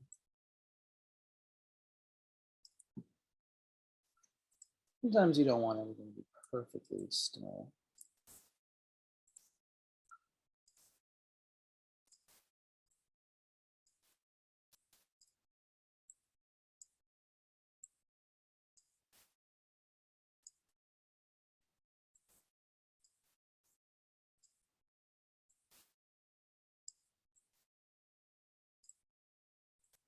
All right, that's enough. You guys get the idea, right? So I just want to show it to you. You guys try this. I just want to show you what the bouncing ball would be. So let's turn the reference off. Let's turn this off. Set the play to here. Let's play this back. I'll hit loop. There you go. A little bit of squash and stretch. It's running a little fast. Maybe I might do this one on the twos. Just see how it works. I don't recommend using on the threes because then things seem kind of floaty. If you ever watch a lot of animations from the 60s and the 70s, that's when America was really having trouble. The animation industry didn't have a lot of money, and so they would save money by basically creating less drawings. And so there's like this whole Speed Racer, like things being very choppy. That's where like why I don't really necessarily recommend on the threes unless like you're just really hurting for time and energy. That's a little too slow. Yeah, it's not bad. See how it feels kind of like, I call it I call it floaty. See how it seems like it's almost like it's floating like a feather. Like I like it, but it's a little too floaty. So I might go back, and if I had more time, add some in between frames just to make it a little longer, but not too long. Timing and pacing is one of those things, like, I don't know how to explain it. You just have to see it. And you go, yes, that's too fast, or that's too slow, or you know what I mean? But does that kind of make sense to people? Does anyone have kind of an idea of what I was talking about with the squash and stretch and at least the first couple principles? Any questions on any of that?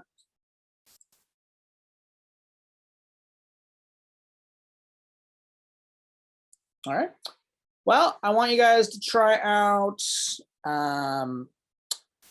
6, 7. I didn't get to 8 because I wasn't sure, but if you did finish 7, I gave you guys a sort of a bonus exercise to do, which has to do with follow through, in which you oops.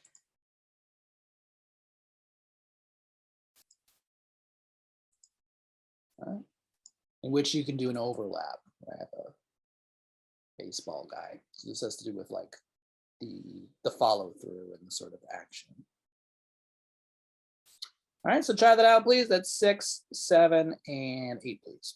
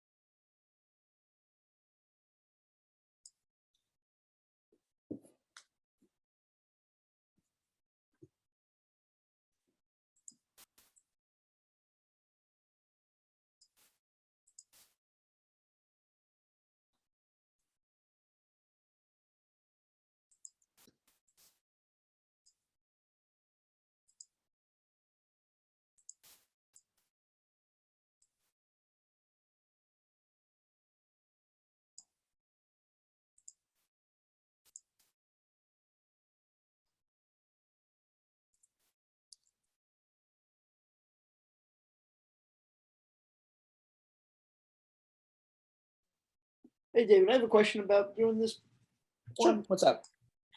So, like, one thing that I'm doing here is I'm creating a new frame and then just copying and pasting the circle from the last one. Okay. Um, So, is there any way to create a new frame and kind of like copy it at the same time?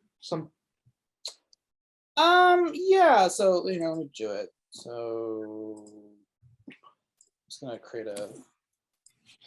So specifically using a vector layer.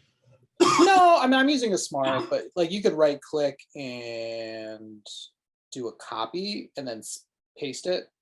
That's there's no duplicate. I guess actually there is a duplicate. So there's a duplicate, and then now that I've duplicated it, I could just move it. So it's like, Yeah, okay, that's kind of what I'm thinking. that's another way to do it. Okay. I just copied it and do a copy paste. We could do either. That's fine. Okay. Mhm.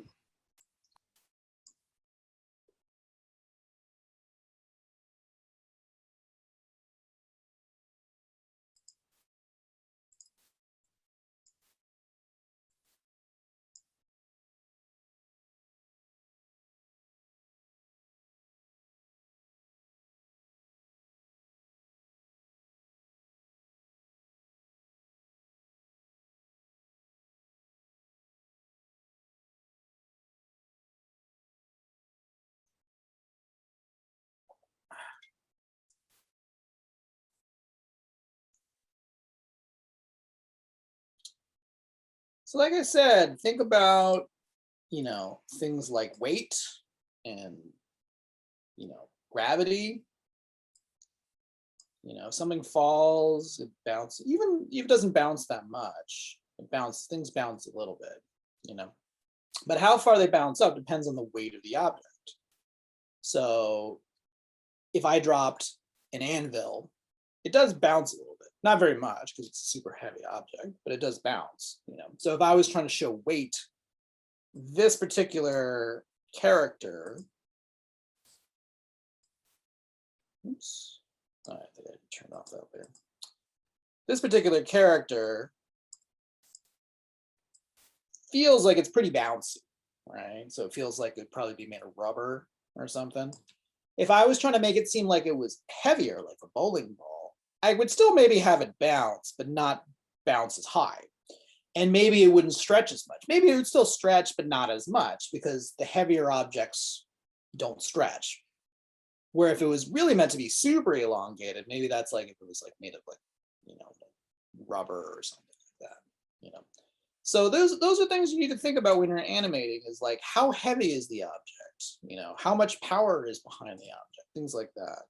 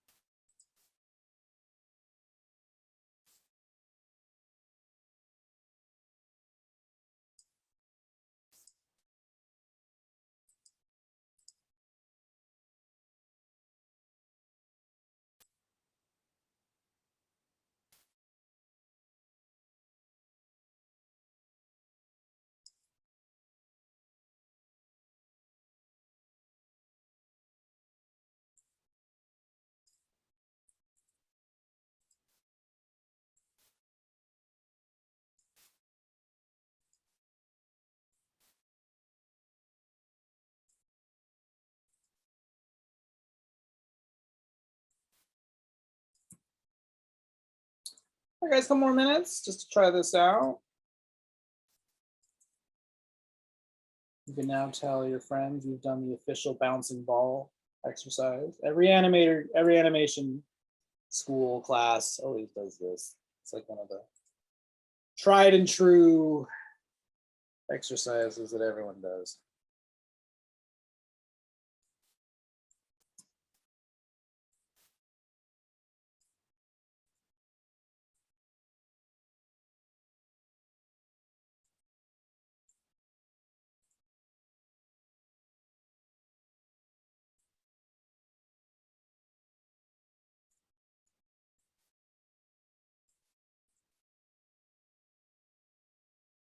Pretty much, yeah. You got that right, Patrick. It's the hello world that programmers do. It's the, yeah.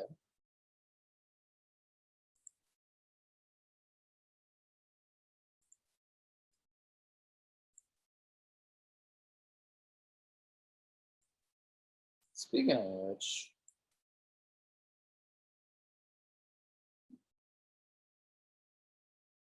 Victoria, Yusina, Yuling, are you in my 427 next semester? Actually, no, because No? my schedule doesn't fit. Okay. Because we are going to program in that course. So is that you just get one I'm session? sorry? Do you just have one session for the 4? I mean, there's multiple sections of it. I'm only teaching one. Yeah. I chose yours first, but I changed. I see. No worries. All right, guys, couple more minutes.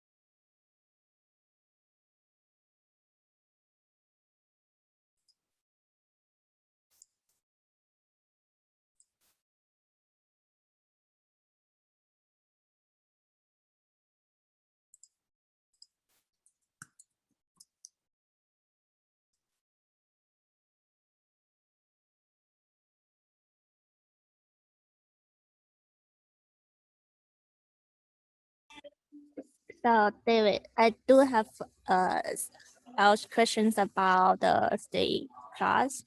Sure. What's up? I just feel like it's weird because the schedules on in the morning, it's so we need to go to school in the morning, but else class in between 11 o'clock till the night class is online classes. So Oh, okay. it's like only 1 hours you can decide if you want to go back home or stay at school. So it's weird. Is that I literally have no, I mean, I just know that basically Miss Hullick wanted me, because my course, basically there was no space for every course because some of them are more physical, like the industrial design classes and such. yeah. And because mine can be, basically all of my courses are taught via computer because they're all programming, or, like we're going to use Unity and whatnot. It's like, Mary was like, okay, well, I was like, why don't I just teach at home, because there's no space for me. It's not like people need to be in the classroom with me. I mean, I think it's helpful, but it's not required. You know what I mean? So Yeah. I don't know how they're planning things, but I think for spring things will be sort of more back to the way they were before, but that's my guess. I don't know. Yeah. But it's still weird. Do you Sure. think if I discuss with the Mary and she will change? Mhm. Can you add some of class to online? Right. In fairness to everyone, like we keep getting conflicting things. You know what I mean? It's like sometimes they're like, "Oh, everything's gonna be back." Oh, wait, no, it's not. You know what I mean? So it's like Miss Holick is doing the best she can. She's hustling every day for you guys. So she's doing what she can. And if you have questions, I might suggest just talking to her. Uh-huh. But she's doing what she thinks is the best for everybody, or what the school will allow her to do. That's Uh-huh. another thing too. Sometimes she doesn't get to make the final say on everything. It's really the school. Yeah, because there are still one out of 7 sessions is online, but else out of 7 is in between. Sure.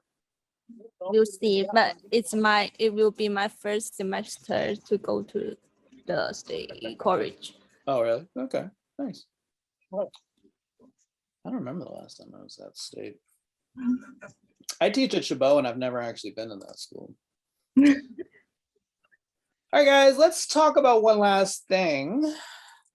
So I want to talk about what we're going to do as the final thing. So what I want you guys, or what we're kind of aiming for, is you guys are going to, create an animation, a short animation, short being the key word here. That's about 5 to 10 seconds. Okay. It can be about anything you want. It can be representational. It can be abstract. There's literally no limitations on what you can do or not do on it. I would just recommend keeping it short because, as you can see, there's going to be a lot of drawing and it's going to take you a lot of time. And if you do have some simple math, if you had 24 frames a second and it's 5 seconds, that's 120 frames, give or take, that you got to draw. So, keeping it short and simple is good. I recommend that if you cannot explain to me what your animation is in about 1 sentence, it's probably too long. But anywho, the idea is that we're going to work on this over the next couple weeks. And we're the final class, which, by the way, we have to figure out a final day because I think when it got scheduled, the last day is on July 5th, which is actually a holiday. So we got to figure out whether we're going to keep that or the day after. Don't let me forget that. But on the final day, everyone's going to show their animation, kind of like what we did this morning, and including my friend Arnie Wong is going to stop by. He's going to kind of give input and helpful hints and that kind of stuff, give his 2 cents as a veteran animator and that sort of thing. So you should think about a short, simple animation. We can if you want, we don't have to. We are going to talk about sounds. If you want to put in like sound effects or music or anything like that, we can do that too. We'll talk more about that in future classes. So those of you who've ever had me know I'm a big fan of planning stuff out. And so that leads us to storyboarding. Okay. My friend Arnie, by the way, used to be a professional storyboard artist for like Robot Chicken and stuff. So he has, he's a good person to talk to about this as well. But the point of a storyboard is to lay out the key actions of an animation or a movie. Okay. And so you don't just start animating a movie or animating a large scale animation that's 5 or 10 or half an hour long, because that's, it's very clear how things can easily get, disjointed with all the different drawings and stuff we're going to do. So we create a storyboard. Okay, the history of this goes back to about the 30s when Disney started doing this. And like I said, it's to kind of lay out the key actions. Think of a storyboard kind of like a comic book, if you will, that kind of lays out the key actions. And so it helps you think about like the characters and the placement of things and elements in the story, things like that. I'm just going to kind of go through some quick kind of storyboarding things to think about. One is what's called a shot list, which is that when we have an animation or a movie, there's this invisible camera, right? So if I have, here's my scene, right? And there's like, I don't know, a bunch of mountains here. There's the sun. He's got shades on. He's a cool son. That's how he rolls. But anyway, that's our scene, right? And so the idea is like, here's the camera, right? We're looking at it. So where is the camera in our scene?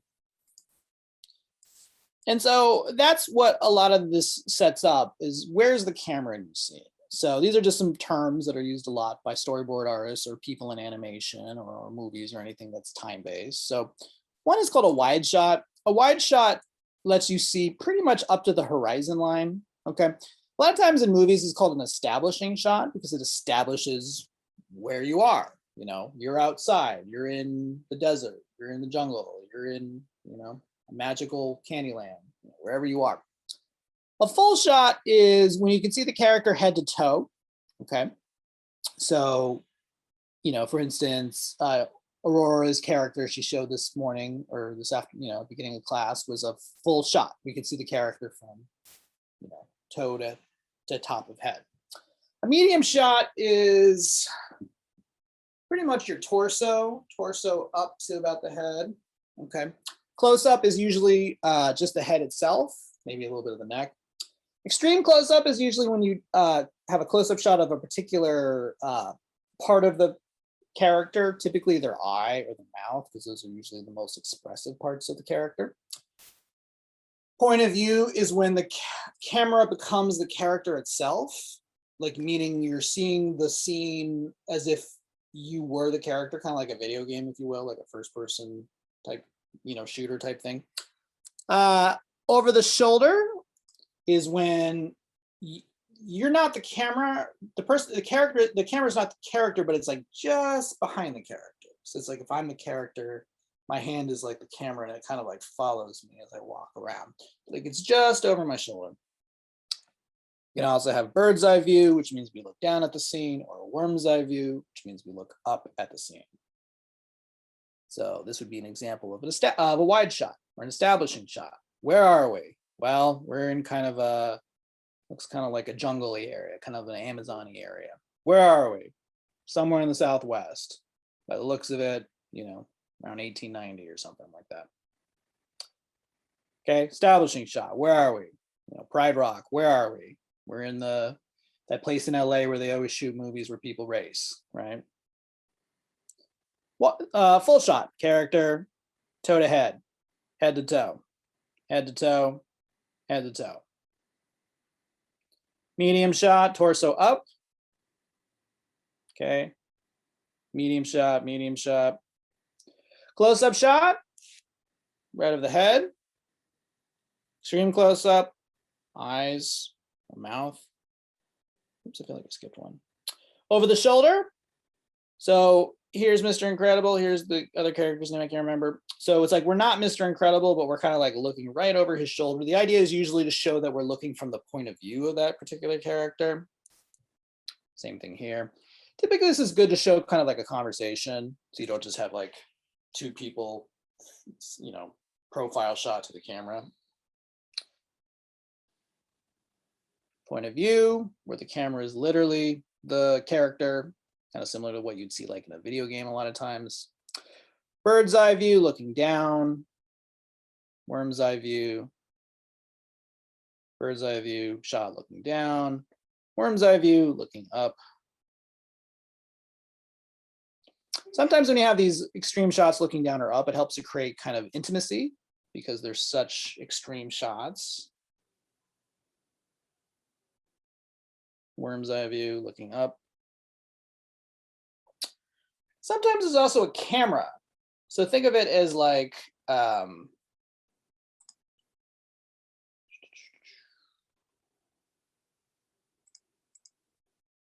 am I going? Here we go. Let's imagine that we're like looking down at a scene, like, and this is like a diorama or something. So it's like, these are trees. And then here's my camera. The camera is going to literally move to forward or backwards, or to the right or to the left. Okay, so we can pan left, pan right. This is when the camera moves from pan left. We go from, you know, to the left side, pan right, go to the right. Dolly means you physically move the camera. In the movie industry, this would be done using a track. We don't have to do that with animation, but it's still the same concept. Tilting up means the camera tilts up, but it stays static. Crane up means the camera literally moves up or literally moves down. Zoom in means you're using the lens of the camera to zoom in on the scene or to zoom out. Dolly in or out means you're physically moving the camera in or out. So a lot of times in storyboard, you may want to show that by using arrows. Okay, so this is showing like we're going to pan to the right, we're panning to the left. Sometimes you want to show that you're dollying in or you're zooming in on a shot. So this is a storyboard my friend Arnie did. So it's like he's showing like, hey, we're starting with this shot, but we're moving inward to create more intimacy, or we're zooming in on the scene, or we're zooming out. Or sometimes you might even just use just to show some basic movement. And the point of a storyboard is that for a major animation, or if you're working with other people, is to show what is happening, essentially, like what is going to happen in this scene. It's also to help you kind of plan out key poses and key shots. Okay. Any questions about anything I talked about here with storyboarding? Going once, going twice.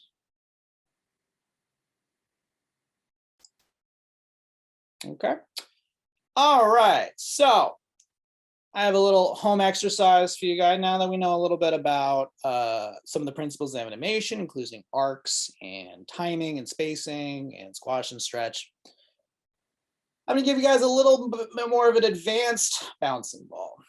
Here in this example, you're going to have two bouncing balls. Okay. One is a rubber ball and one is a bowling ball.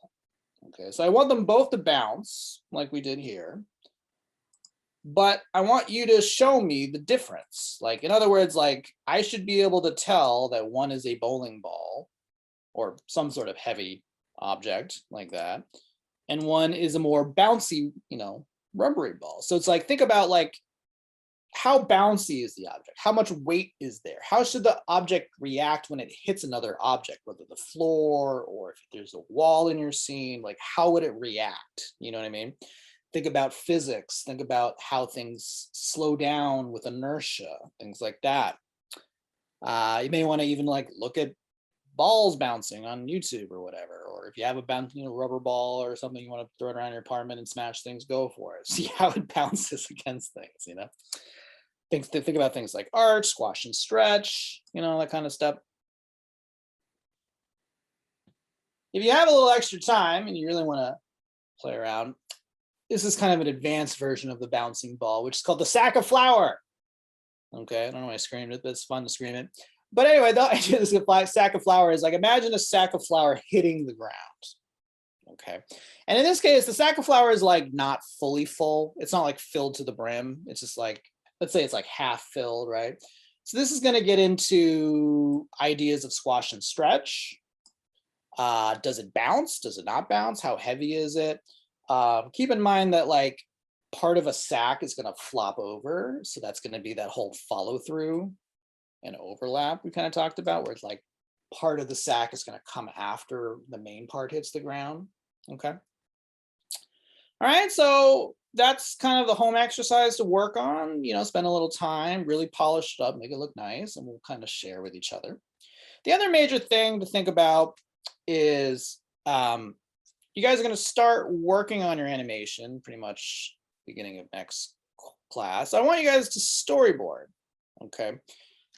I'm going to give, there's a little thing online where you can use a storyboard, but it's basically like, it's 6 panels. You should think about what is going to happen in your animation. How many characters should there be? Hint, hint, not a lot, like one character or 2 characters at the most, I would recommend. But what are they doing? What's going on? Are they walking? Are they running? Are they jumping? Are they swimming? Are they, throwing something against the wall? What are they doing, essentially? And think about, where are we? Where is the camera? And what's happening within the scene. Okay, so think about that. And I'd like you guys to at least kind of show us by next week some basic storyboard. Don't worry about drawing. This isn't a drawing workshop. I'm not judging you on this. It's really just to think about what you're going to do and to start planning for it, essentially. Okay. All right. Any questions about what I recommended to do? Going once, going twice. All right. All right, guys. Fun class. Hope you guys learned a little bit. You can now make amazing bouncing rubber balls wherever you want to go. I want to see, so by next week, like I said, I want to see your rubber ball versus your, your super ball that you put a quarter into the machine at the supermarket and you throw it and you lose it like within an hour of you buying it versus, like a bowling ball, like you get a bowling. I want you to really think about weight and stuff. This is like a good way of like thinking about how things should really work. Okay. I'll see you guys next week. Okay. Thank you. I'll post up the video for this tomorrow, okay? Okay. All right, take care, everyone. Have a good night. Thank you.